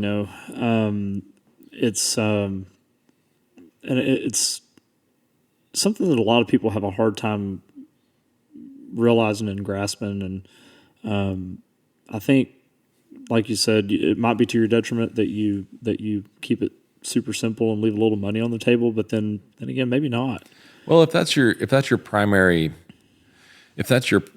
rental property and being a landlord is your primary occupation, then I could see where it would make more sense. Yeah. Because you're more heavily invested in it. And sure. You have more time to micromanage it, and you've got more time to pay attention and stuff. Yeah. But at least for me, and probably you to a certain extent as well, it's a side hustle. It's a way to. It's a retirement plan. That's it. It's a retirement plan. Yeah. So that's kind of the perspective that I've taken on it. Mm-hmm. Speaking of retirement, you're 43? 44. 44. Turned 44. Happy birthday. Thanks. Yeah. It wasn't that long ago, was it? No, it was a week and a half ago. Yeah, I think I might have messaged you or put on your Facebook or something.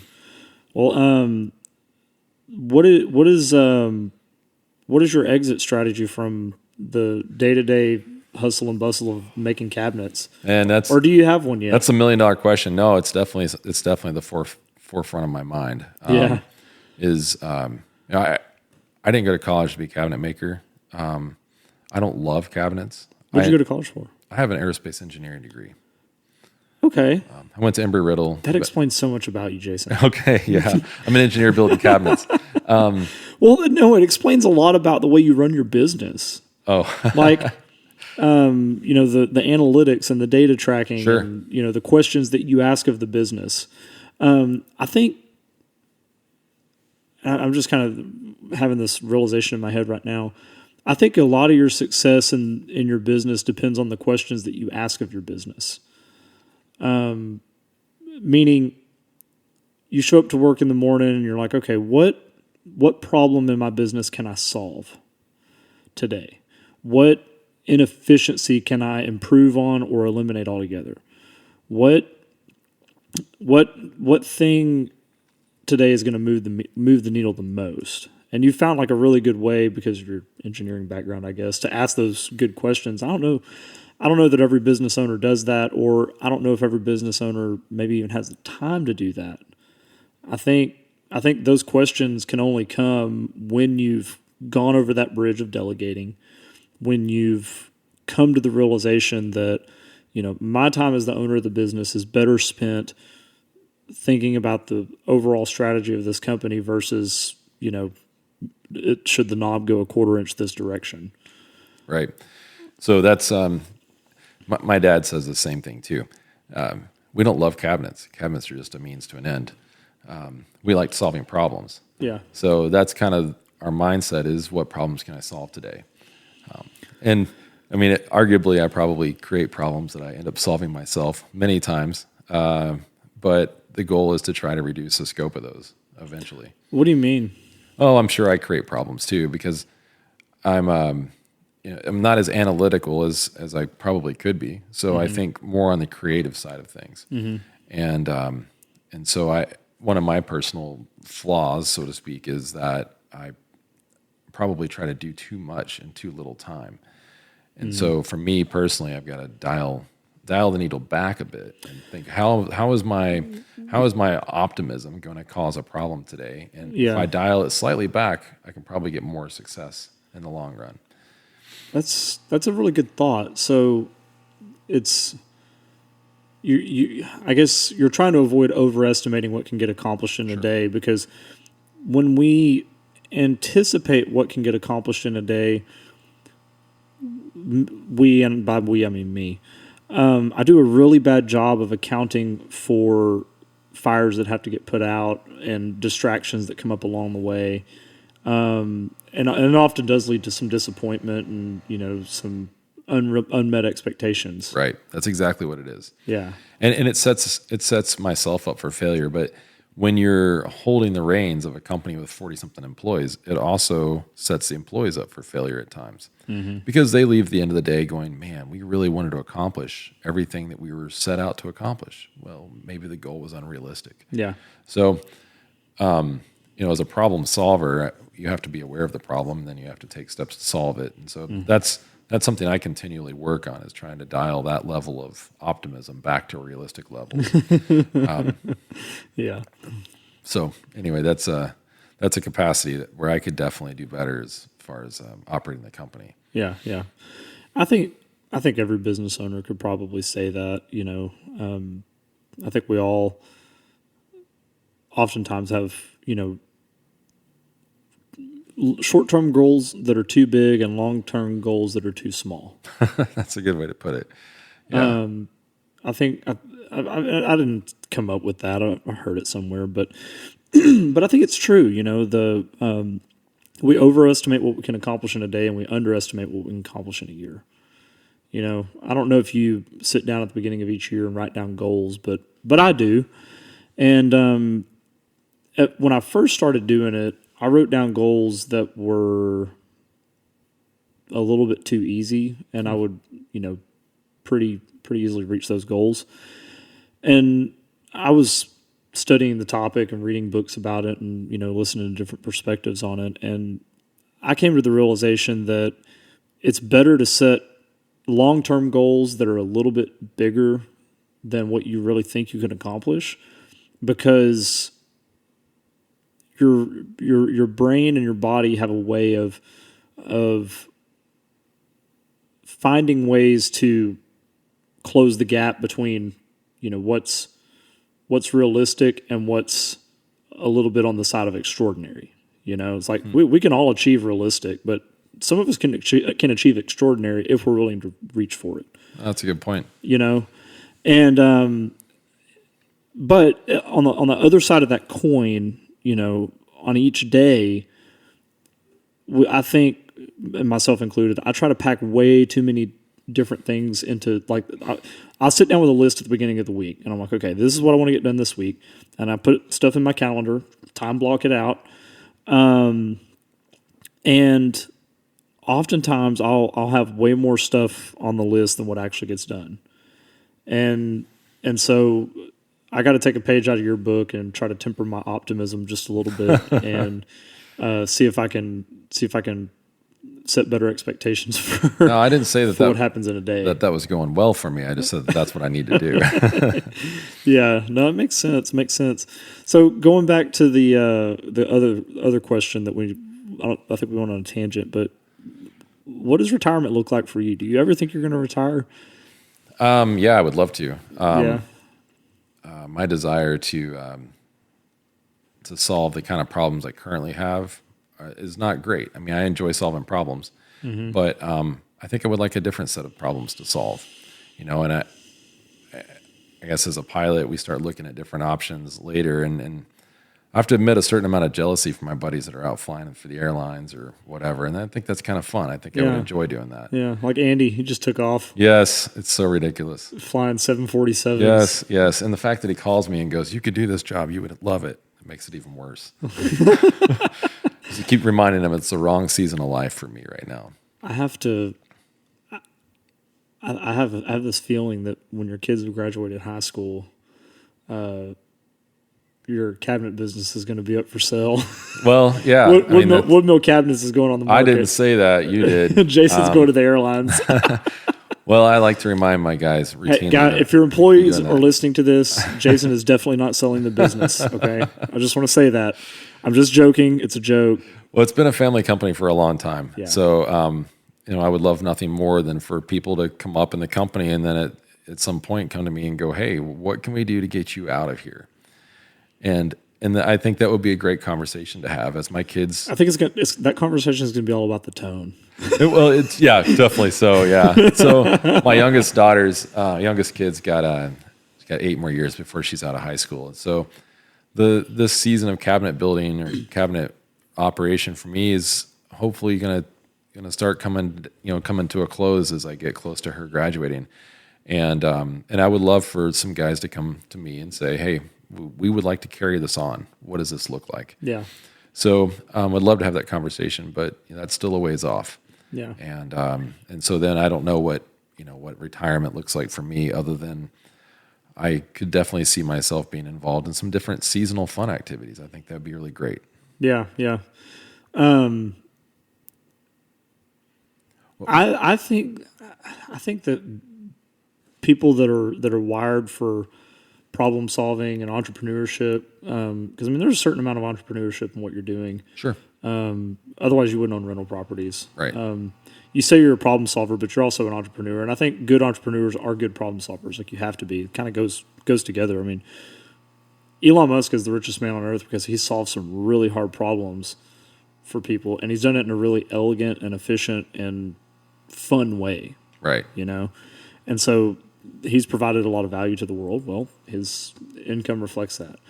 And, you've definitely got that entrepreneurial spirit, and something tells me that, one day Jason might not be making cabinets every day, but there's going to be something that you're doing that is bringing a lot, value to the world, and you're going to be solving some more important problem than, where's this airplane going tonight?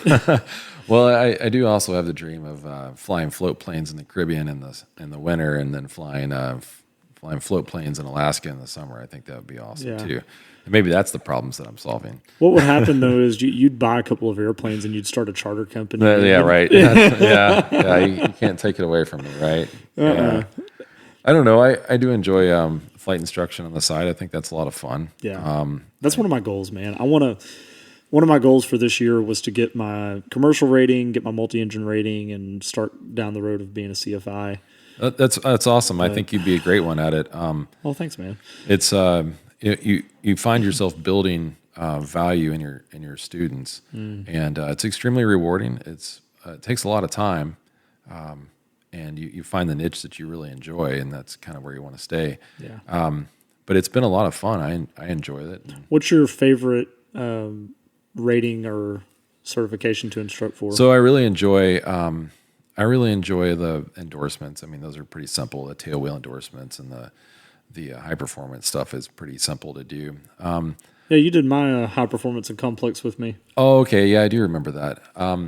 I don't enjoy primary instruction as much, mostly because the students are trying to kill you, and so you really have to be very, very much more engaged. Now I really enjoy IFR training, and I enjoy the commercial stuff, and I just helped Ryan Pierce with his multi-engine rating, and that was a lot of fun too. Okay, we're gonna have to talk about that because I need to know where to go. And he's got a Baron. Well, he had access to a Baron, which was great, and it's a great plane. But there's also a lot of different ways to do that. Some people will go.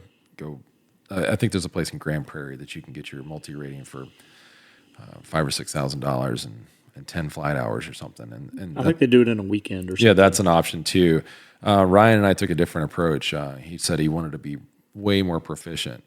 And, multi-engine airplanes can kill you quick. And so we did a lot of flying together. Yeah. Ryan and I did. We flew out to West Texas. We flew up to Nebraska. We flew to Wisconsin in it. And he knew the airplane when he took his check ride. Yeah. And so that was a different approach to it, which more expensive, but I think he was pretty well prepared for his check ride, and it was a fun rating to do. Yeah. And I had done some previous ratings for some buddies, and we did a 310. We had an Aztec, and we would do some ratings in that too. So yeah. The multi stuff is fun. What's your favorite twin? I don't have a whole lot of experience with them. They're all different. I flew the King Air for a while for Wes, and that was a lot of fun. Yeah. That was really my first exposure to turbine airplanes, and that was. Oh, really? It was a lot of fun. It was a great airplane. Did you have to go get a type rating for that? No, it's they're light enough where you don't have to do that. Oh, nice. The E model he had was, but for insurance purposes, I had to hire a guy to come out and give me specialized training to be covered on the insurance. So the big problem with turbines right now, I'm sure you know this too, is that is that it's difficult to find pilots that have a lot of turbine time. Yeah. And then how do you get that turbine time? So the insurance carriers are requiring 400, 500, 600 hours of multi-engine turbine time. So, yeah. How does somebody like you and me get that without? Yeah, that's a real catch-22. Right. Like, We have businesses and we're busy all the time. We got kids. Yeah. You know, how are we going to go sit in the right seat and log turbine time, or the left seat and log turbine time?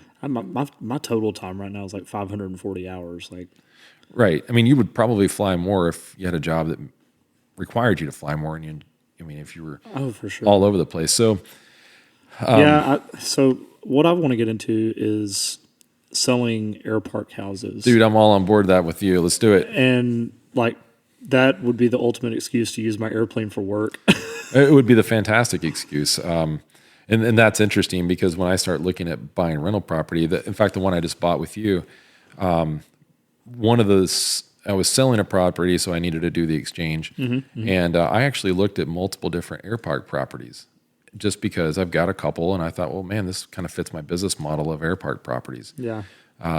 So I think that's a great investment. I think it's a great way to go. And there's lots of people that, you being a pilot and you being a very experienced realtor could do really well in. Yeah. I know there's a couple of people in Texas that, are in that niche and, that kind of thing, but I feel like I could give them a run for their money. So you have a couple of air park properties. I know you live in one. Yeah, so I live in one, and then on the same runway, I have another property that's a large hangar with a home in it.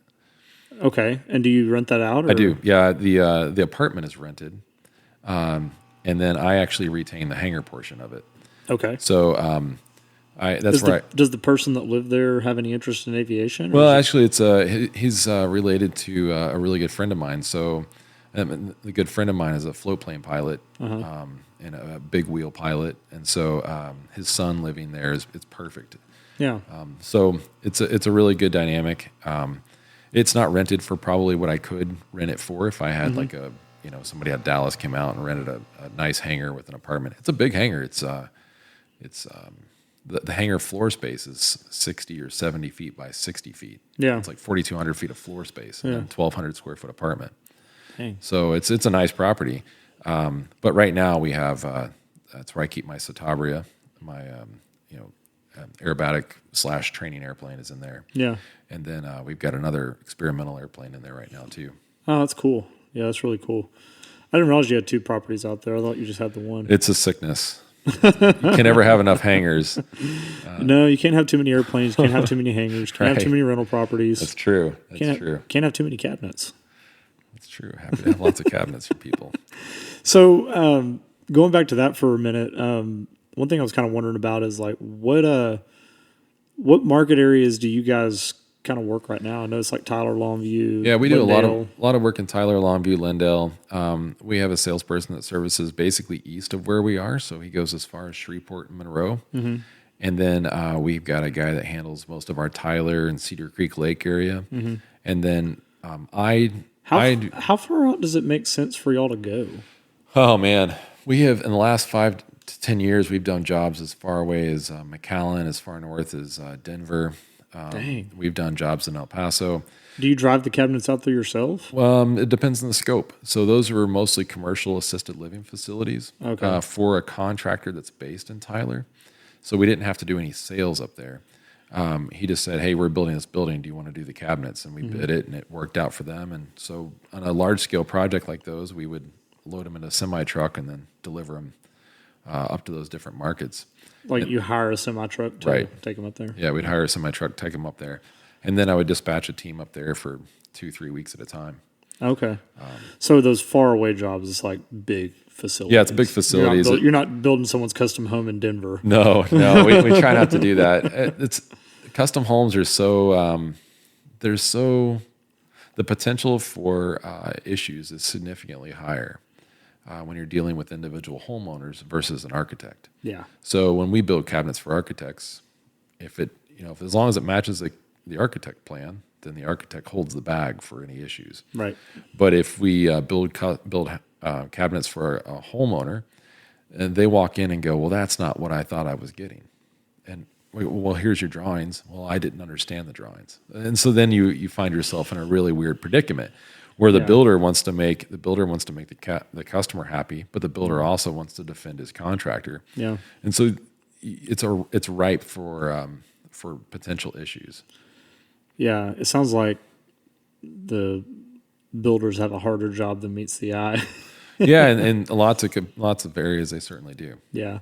When you mentioned a while ago, not everybody's my customer. Who is your customer? Well, we I guess the best way to put that is that sometimes there are people you just don't gel with. You can't vibe with them right, and so they might have a vision of something and I may not understand it, and they may breed some frustration or something like that. So we generally try to be able to help everybody. Yeah. So from a personality perspective, not everybody is our customer, but we've got lots of salespeople, so we should be able to find a personality that fits. But then also, people will bring us projects that just don't fit into our scope. If somebody I want to refinish my grandmother's desk from 400 years ago or whatever. Yeah. That's not something we do. Yeah. Or maybe they want some elaborate plastic laminate looking cabinet that's very contemporary. And maybe the product they really, really want isn't something we can do. Right. So from that capacity, you also find customers that don't fit. Yeah, that makes sense. Do you have people where you can send them to? You're like, We do. We've got lots of different connections for that. Yeah.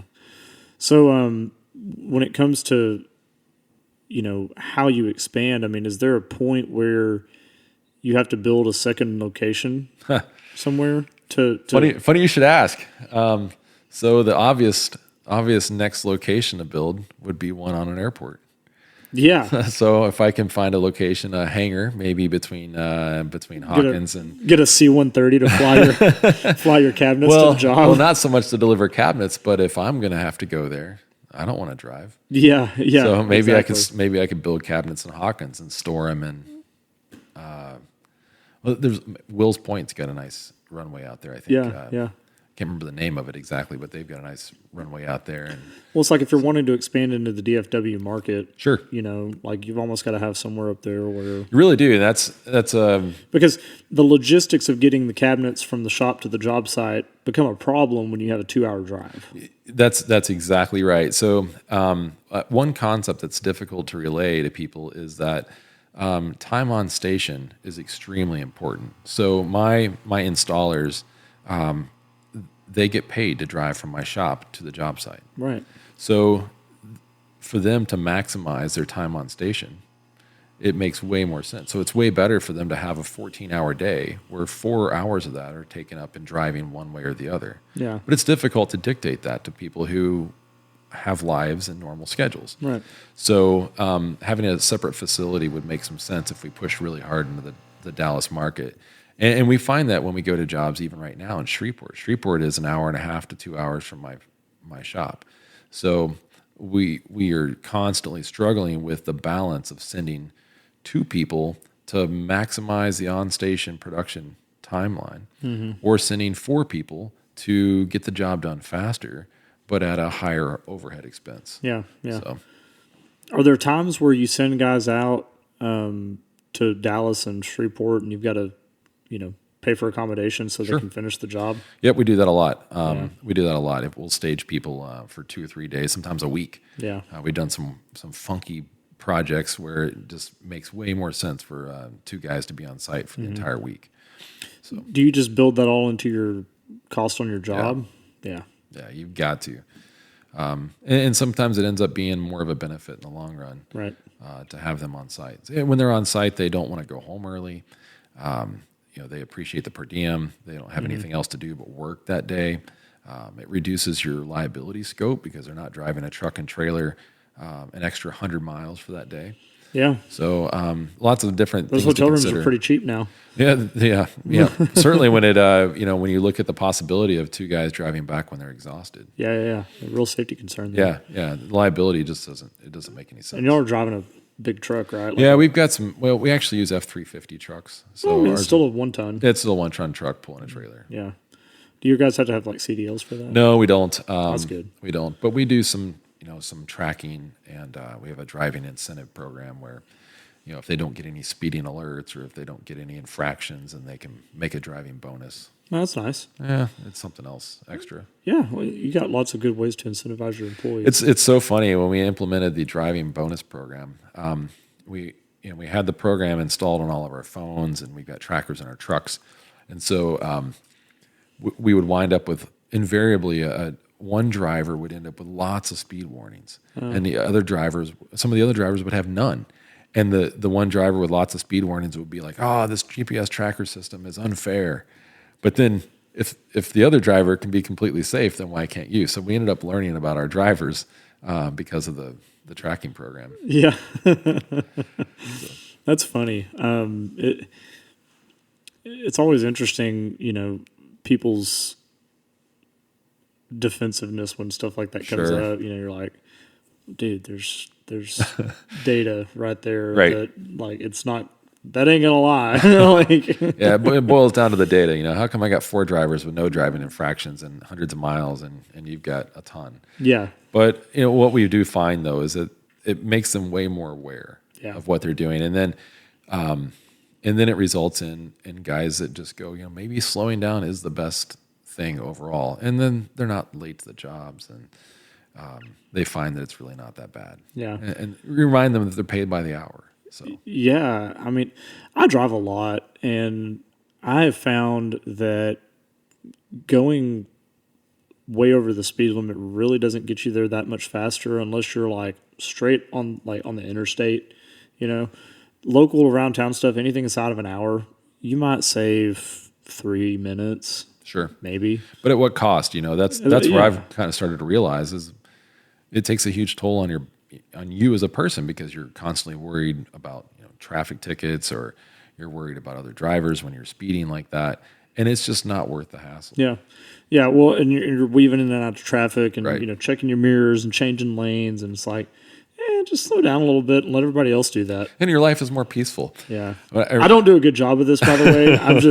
So what I do, I drive about 3 miles over the speed limit, Okay. and that's it.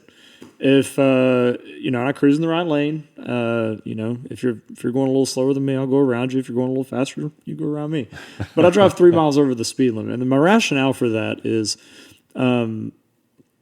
I think that over the course of a year, you average that out.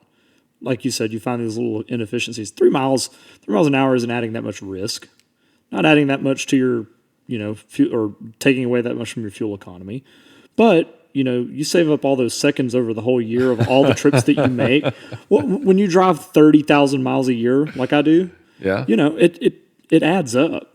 I can see that.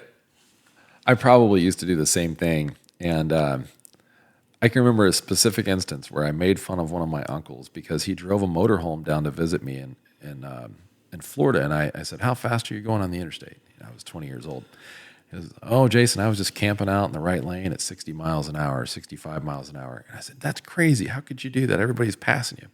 And then 15 years later, I find myself with a motorhome, and I'm camping out in the right lane at 65 miles an hour, and I went, wow, my life is more simple. I'm not worried about anybody. I'm getting decent gas mileage, and I arrive with less anxiety. Yeah.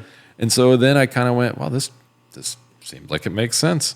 So, I'm one of those people I'm not saying I always do it, but I generally try to drive at or below the speed limit because I don't need the extra anxiety and less to worry about. So. Yeah, that's a good insight. I probably need to try that. Or you could just get yourself a Tesla and have it drive you where you want to go, and then you could do work stuff at the same time and save the time. Dude, so okay, this is gonna sound so stupid, and it may not be. It may be. I don't know, but I drive 30,000 miles a year. I don't know how many hours that makes on the road, but say your average speed is 60 miles an hour. That's 50 hours on the road every year. So I mean that's a whole work week on the road. Right. It's like, well, if I hired somebody to drive me during that time, would it make financial sense? And I think the math right now says no, but I think at some point the math might say yes, and it's like, okay, yeah, it does make more sense, because right now my time is not worth enough to justify taking that week back to have to pay somebody all year. Sure. It's like, how do you pay a driver? Yeah. You know, do you pay them by the trip? Do you pay them by the mile? Do you pay them by the hour? Do you pay them a salary? Like, I don't know. This is probably the most I've ever thought about it, to be honest with you. But I've kicked it around before. I'm driving down the road and I'm just like, golly, I got all these text messages I need to answer. I got emails. Part of that's why I hired an assistant, so I don't have to worry so much about the emails and stuff. She handles all the paperwork, and it's like you were talking about. You know, she takes away some of those things that I don't necessarily need to be doing that I can train somebody else to do. Sure.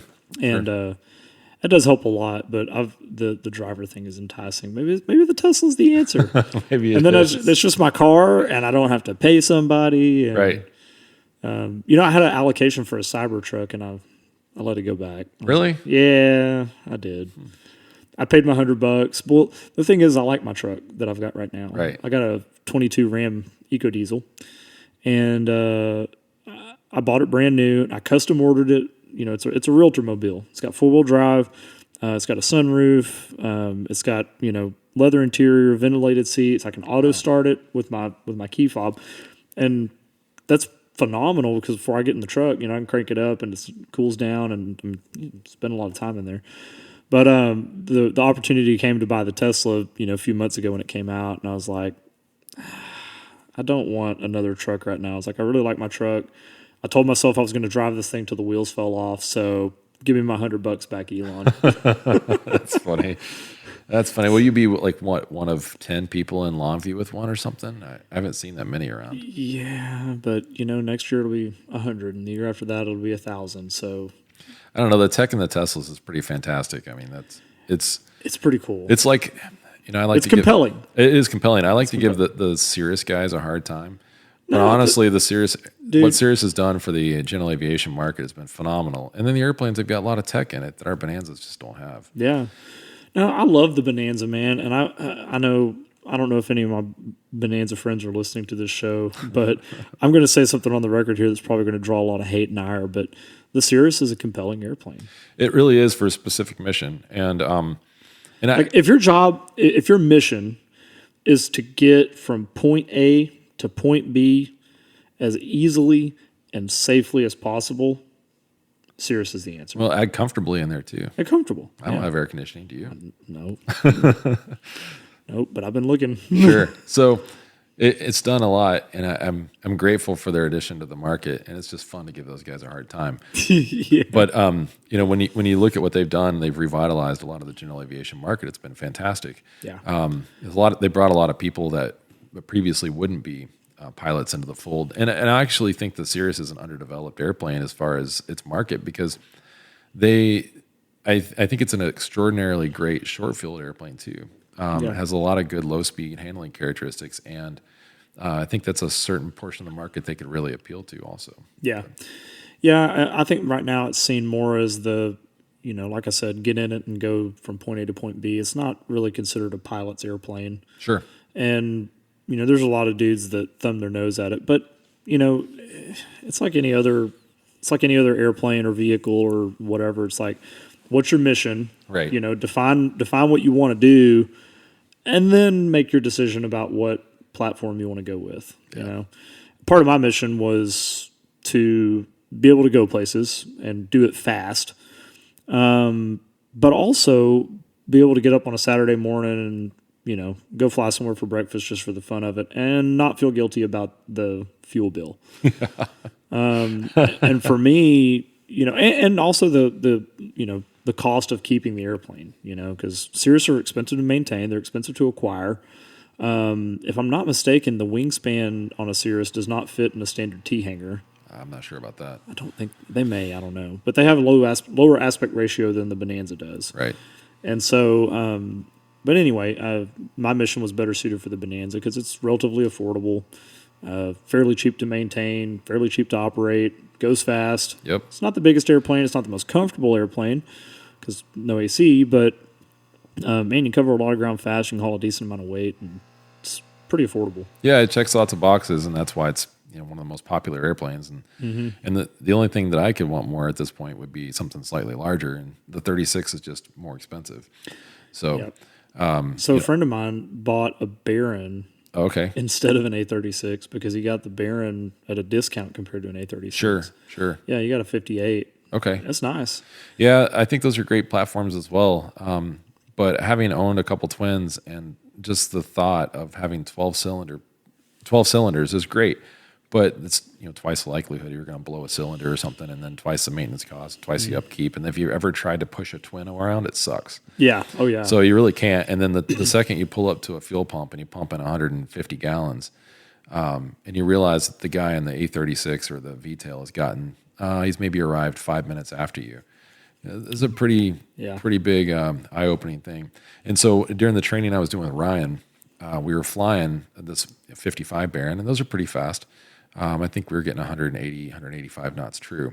But we're doing it at 24 to 30 gallons an hour. Yeah. So 24 to 26 gallons an hour. So you're going 15 knots an hour faster than I do. Right.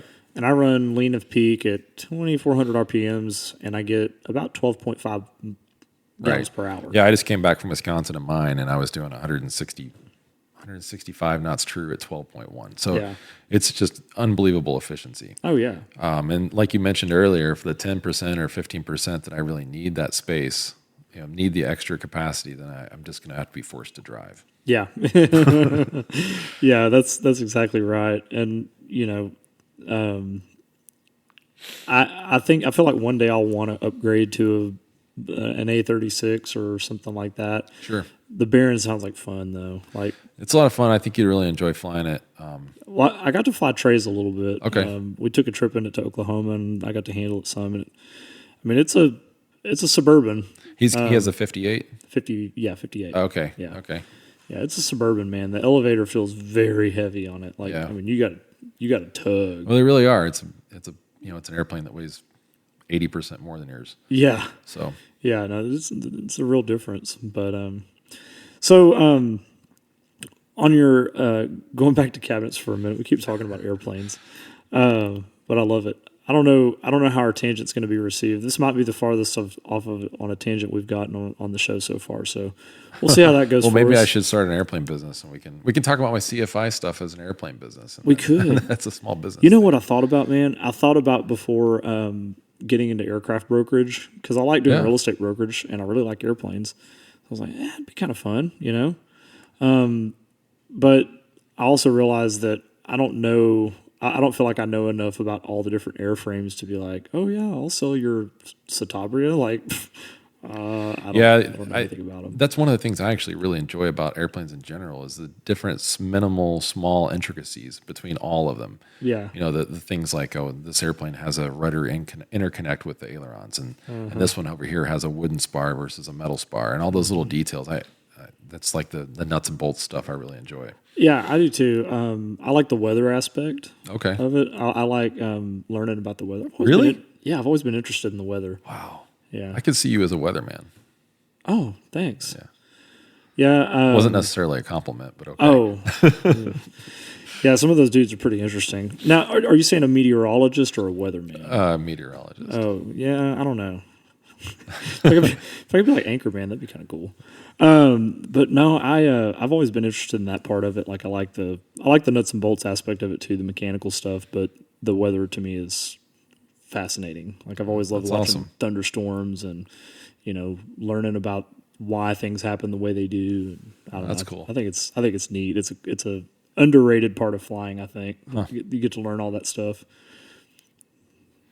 So you were asking a question about cabinets. Maybe we can get back on schedule there. Yeah. So, oh man, I think I forgot what I was going to ask you. But what is I guess we're kind of running out on time a little bit. I'll try to keep these around 2 hours, give or take. But what is a couple of big lessons that you've learned along the way in the cabinet business? Well, a lesson I'm still learning is not overextending myself, and that we talked about that earlier. Yeah. Another lesson that's been pretty apparent to me is that not everybody has the same business ethics as I do, and what I mean by that is if I make a contract with somebody, I'm going to honor the contract. If I have to pay my employees. Even out of my personal pocket, that's an agreement I've made with them to pay them weekly. And they'll get paid. If I have to sell my airplane to pay my employees, well, that's what needs to happen. Yep. And not all builders operate that way. They don't.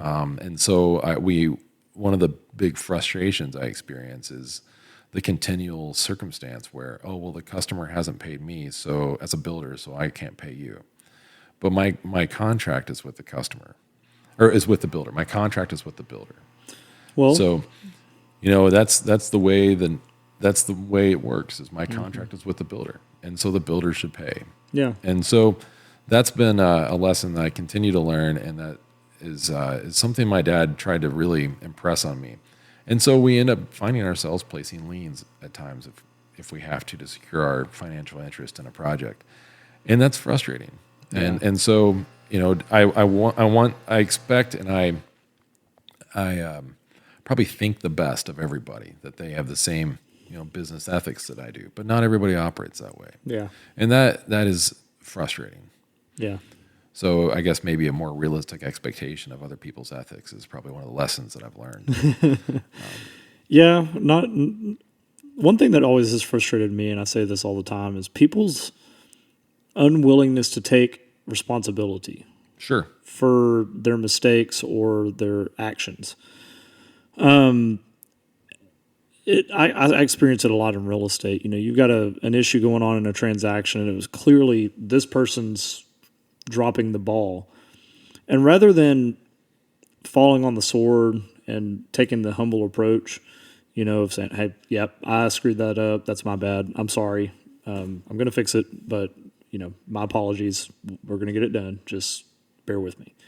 Versus, oh man, I didn't do that. That was so and so. Or it's like, come on, man. Like, we all know that you or your team or whatever dropped the ball, and just say that and let's move on. Right.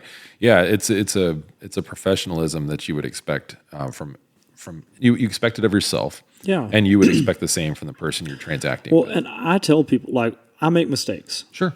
I am not Jesus. I am just a realtor. That's what I always tell people. I will do whatever I can to make sure that your transaction goes as smooth and as seamlessly as possible, and that you get the best possible deal, and that the ball never gets dropped, and that everything's perfect, and that all the details are accounted for, nothing gets forgotten at all. But it's not going to happen. Right. We're going to get it 95% of right 99% of the time. There's going to be certain times where it doesn't go according to plan, but when stuff does happen, I'm the first one to be like, hey, yep, that was on me. I'll never forget one time a guy called me after closing on his house. It'd been 2 or 3 weeks. And he said, hey, my air conditioner's going out. And I was like, oh, well, hey, we had a home warranty in the contract. You're good. Here's the phone number. Give them a call. And they'll fix it. And he said, okay, yeah. So he called me back, and he's like, hey, they don't have any record of my warranty anywhere. And I was like, okay. I was like, well, yeah, the computer system sometimes lasts. Let me call my rep. So I called my home warranty rep, and I was like, hey, did so and so get a warranty on this house? And she was like, no, don't have any record of it. And I'm like, I go white in the face, and I'm like frantically searching my emails. I bet. And I can't find it anywhere. And I go on the portal, it's not there. I start looking through the closing disclosure, it's not there. Oh man. And the warranty was $600, and all I had to do was log on to the portal and place the order. It takes 5 minutes. But for whatever reason, didn't get done. And sometimes, in the past, I've had that happen before, title company or the lender's like, hey, we need the home warranty invoice. Like, oh yeah, here you go. It's kind of your reminder, like, oh yeah, I need to go order the home warranty. But for whatever reason, it slipped through the cracks with them and the lender, and nobody caught it, including me. Well, guess who was left holding the bag? Yep. It was me. And I told the guy, I was like, well, nobody has any record of you getting a warranty. I forgot to order it. It's totally my fault. I was like, and I owe you an air conditioner. Wow. And I was like, let me know how much it costs, and I'll pay for it. And he's like, dude, I don't want you to pay for the whole air conditioner. He's like, that's not fair. Stuff happens, and it was a small mistake and turned into a big problem. He was like, But if you want to pay half, I'm cool with that. I was like, Oh, that's awesome. I was like, you got a deal. So Yeah. I wrote him a check for half the air conditioner, and I didn't like doing it. I mean, but I did sleep good that night. Sure, and that's really what it boils down to is admit your problem or admit the error, and then how can we resolve it? Yeah. And that's really the best way to approach customer service, and that's what I try to instill in my team too. Is like we're going to make errors. That's just what we do. We're human, just like everybody else. And but how we approach them is what makes us different. Yeah. We're going to stand up and take responsibility, and we're going to be proactive, and we're going to find the solution that works for everybody. And sometimes we've split things with customers, and sometimes we've eaten them completely. Yeah. So Yeah. I mean, and there's probably other times where you're like, look, we did our job. Everything was to spec. yep, You know, I understand that, you know, your cabinet door is, you know, a 16th of an inch larger than the next one to it or whatever, but that's within specs. Like, we can't remake it. You know? yeah. I mean, that's when you hold the drawings like up. This is the only way I have to translate to you what I'm understanding, and Right. for you to agree to that we can build from. And so then, you know, then we try to proactively solve the problem. And I can understand. I mean, not everybody understands things like I do, so we try to be empathetic when we solve the problems. But you got to run a business too. Yeah. At the end of the day, you know, we're working with people. That's it. And none of us is perfect. None of us gets it all right all the time. And, but our customers want that. And, you know, we have a responsibility to give it to them to the best of our ability. And, you know, when it doesn't go right, it's our job to fix the problem. And, Right. you know, if you want to stay in business for a long time, I think you have to operate like that. Yeah, for sure. I think if you want to be in business for a short time, you know, screw people over, you deliver bad product, you know, frequently make mistakes and drop the ball, and it's, you know, you've got to avoid those things. So, Yeah, for sure. one piece of advice you give a person starting a new business. So this is going to be my stock plug. Have dogs. Have dogs. We have dogs in our office, and it really tones down things. So my dog Max is in our office a lot. Man, and what a great way to not take yourself too seriously. it really is. I mean, our employees like it, and it kind of adds an element of humanity to the office atmosphere. And you know, Max will go with me a lot of times when I go measure cabinet jobs or I meet with customers, and it brings a level of humanity to your existence as a person and a salesperson, and it's something that I do enjoy having around our office. So Maybe I need to start taking Coda with me to the real estate office. sure, man. Yeah. If he's a personable dog, that's great. Yeah. No, Melly would be the one for that. Coda's a little temperamental, but he's my buddy. Yeah. So I guess from a serious perspective, my advice would No, I like that though. I like the dogs, man. That's a good idea because I mean, think about it though. You know, it's like who doesn't love seeing a friendly dog and loving on them and petting them, and I mean, right. And if they don't like the dog, then maybe they're not our customer. maybe they're not. Maybe that's the barometer. That's you know? right. If Max doesn't like you, you don't get to. Yeah, we're not doing business, but I'm sorry.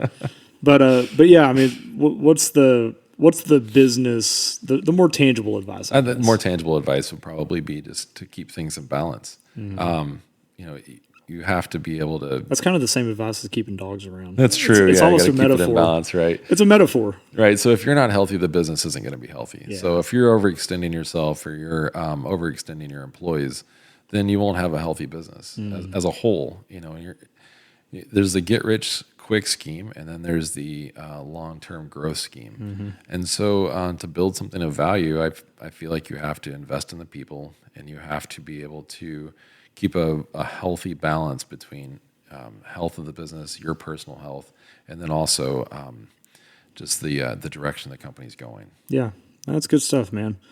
Well, we're gonna wrap it up, but I appreciate you coming and really enjoyed the conversation. Lots of good stuff to think on, and I can't wait to listen back to it. I listen back to all these episodes, and it's so funny because every time I do it, I hear stuff that it's like I'm hearing it again for the first time. Because when you're having the conversation, I don't know, there's something about it. But you go back and listen, you're like, oh yeah, I remember talking about that, but. You know, I don't know if you have time to marinate on it or what, but it's always fun to listen back to them, and I'm sure I'll enjoy listening. Well, I to this appreciate you inviting me on. I've never done one before, so it's been been enjoyable. Yeah. It was kind of hard to line up, but I'm glad it worked out. Yeah, me too. Thanks, man. See you. Thank you. Hey guys, it's Ronnie. Thank you so much for listening to today's episode of Small Business Stories. If you enjoyed this podcast, please do us a huge favor and like and subscribe to the show. Also, we would love to hear your feedback on what we're doing, so if you would please leave a comment, that would be awesome. Also, if you or someone you know would like to be on the show, please reach out to me on Facebook at facebook.com/GodfreyRM. Thanks so much for listening. We'll see you next time right here on Small Business Stories.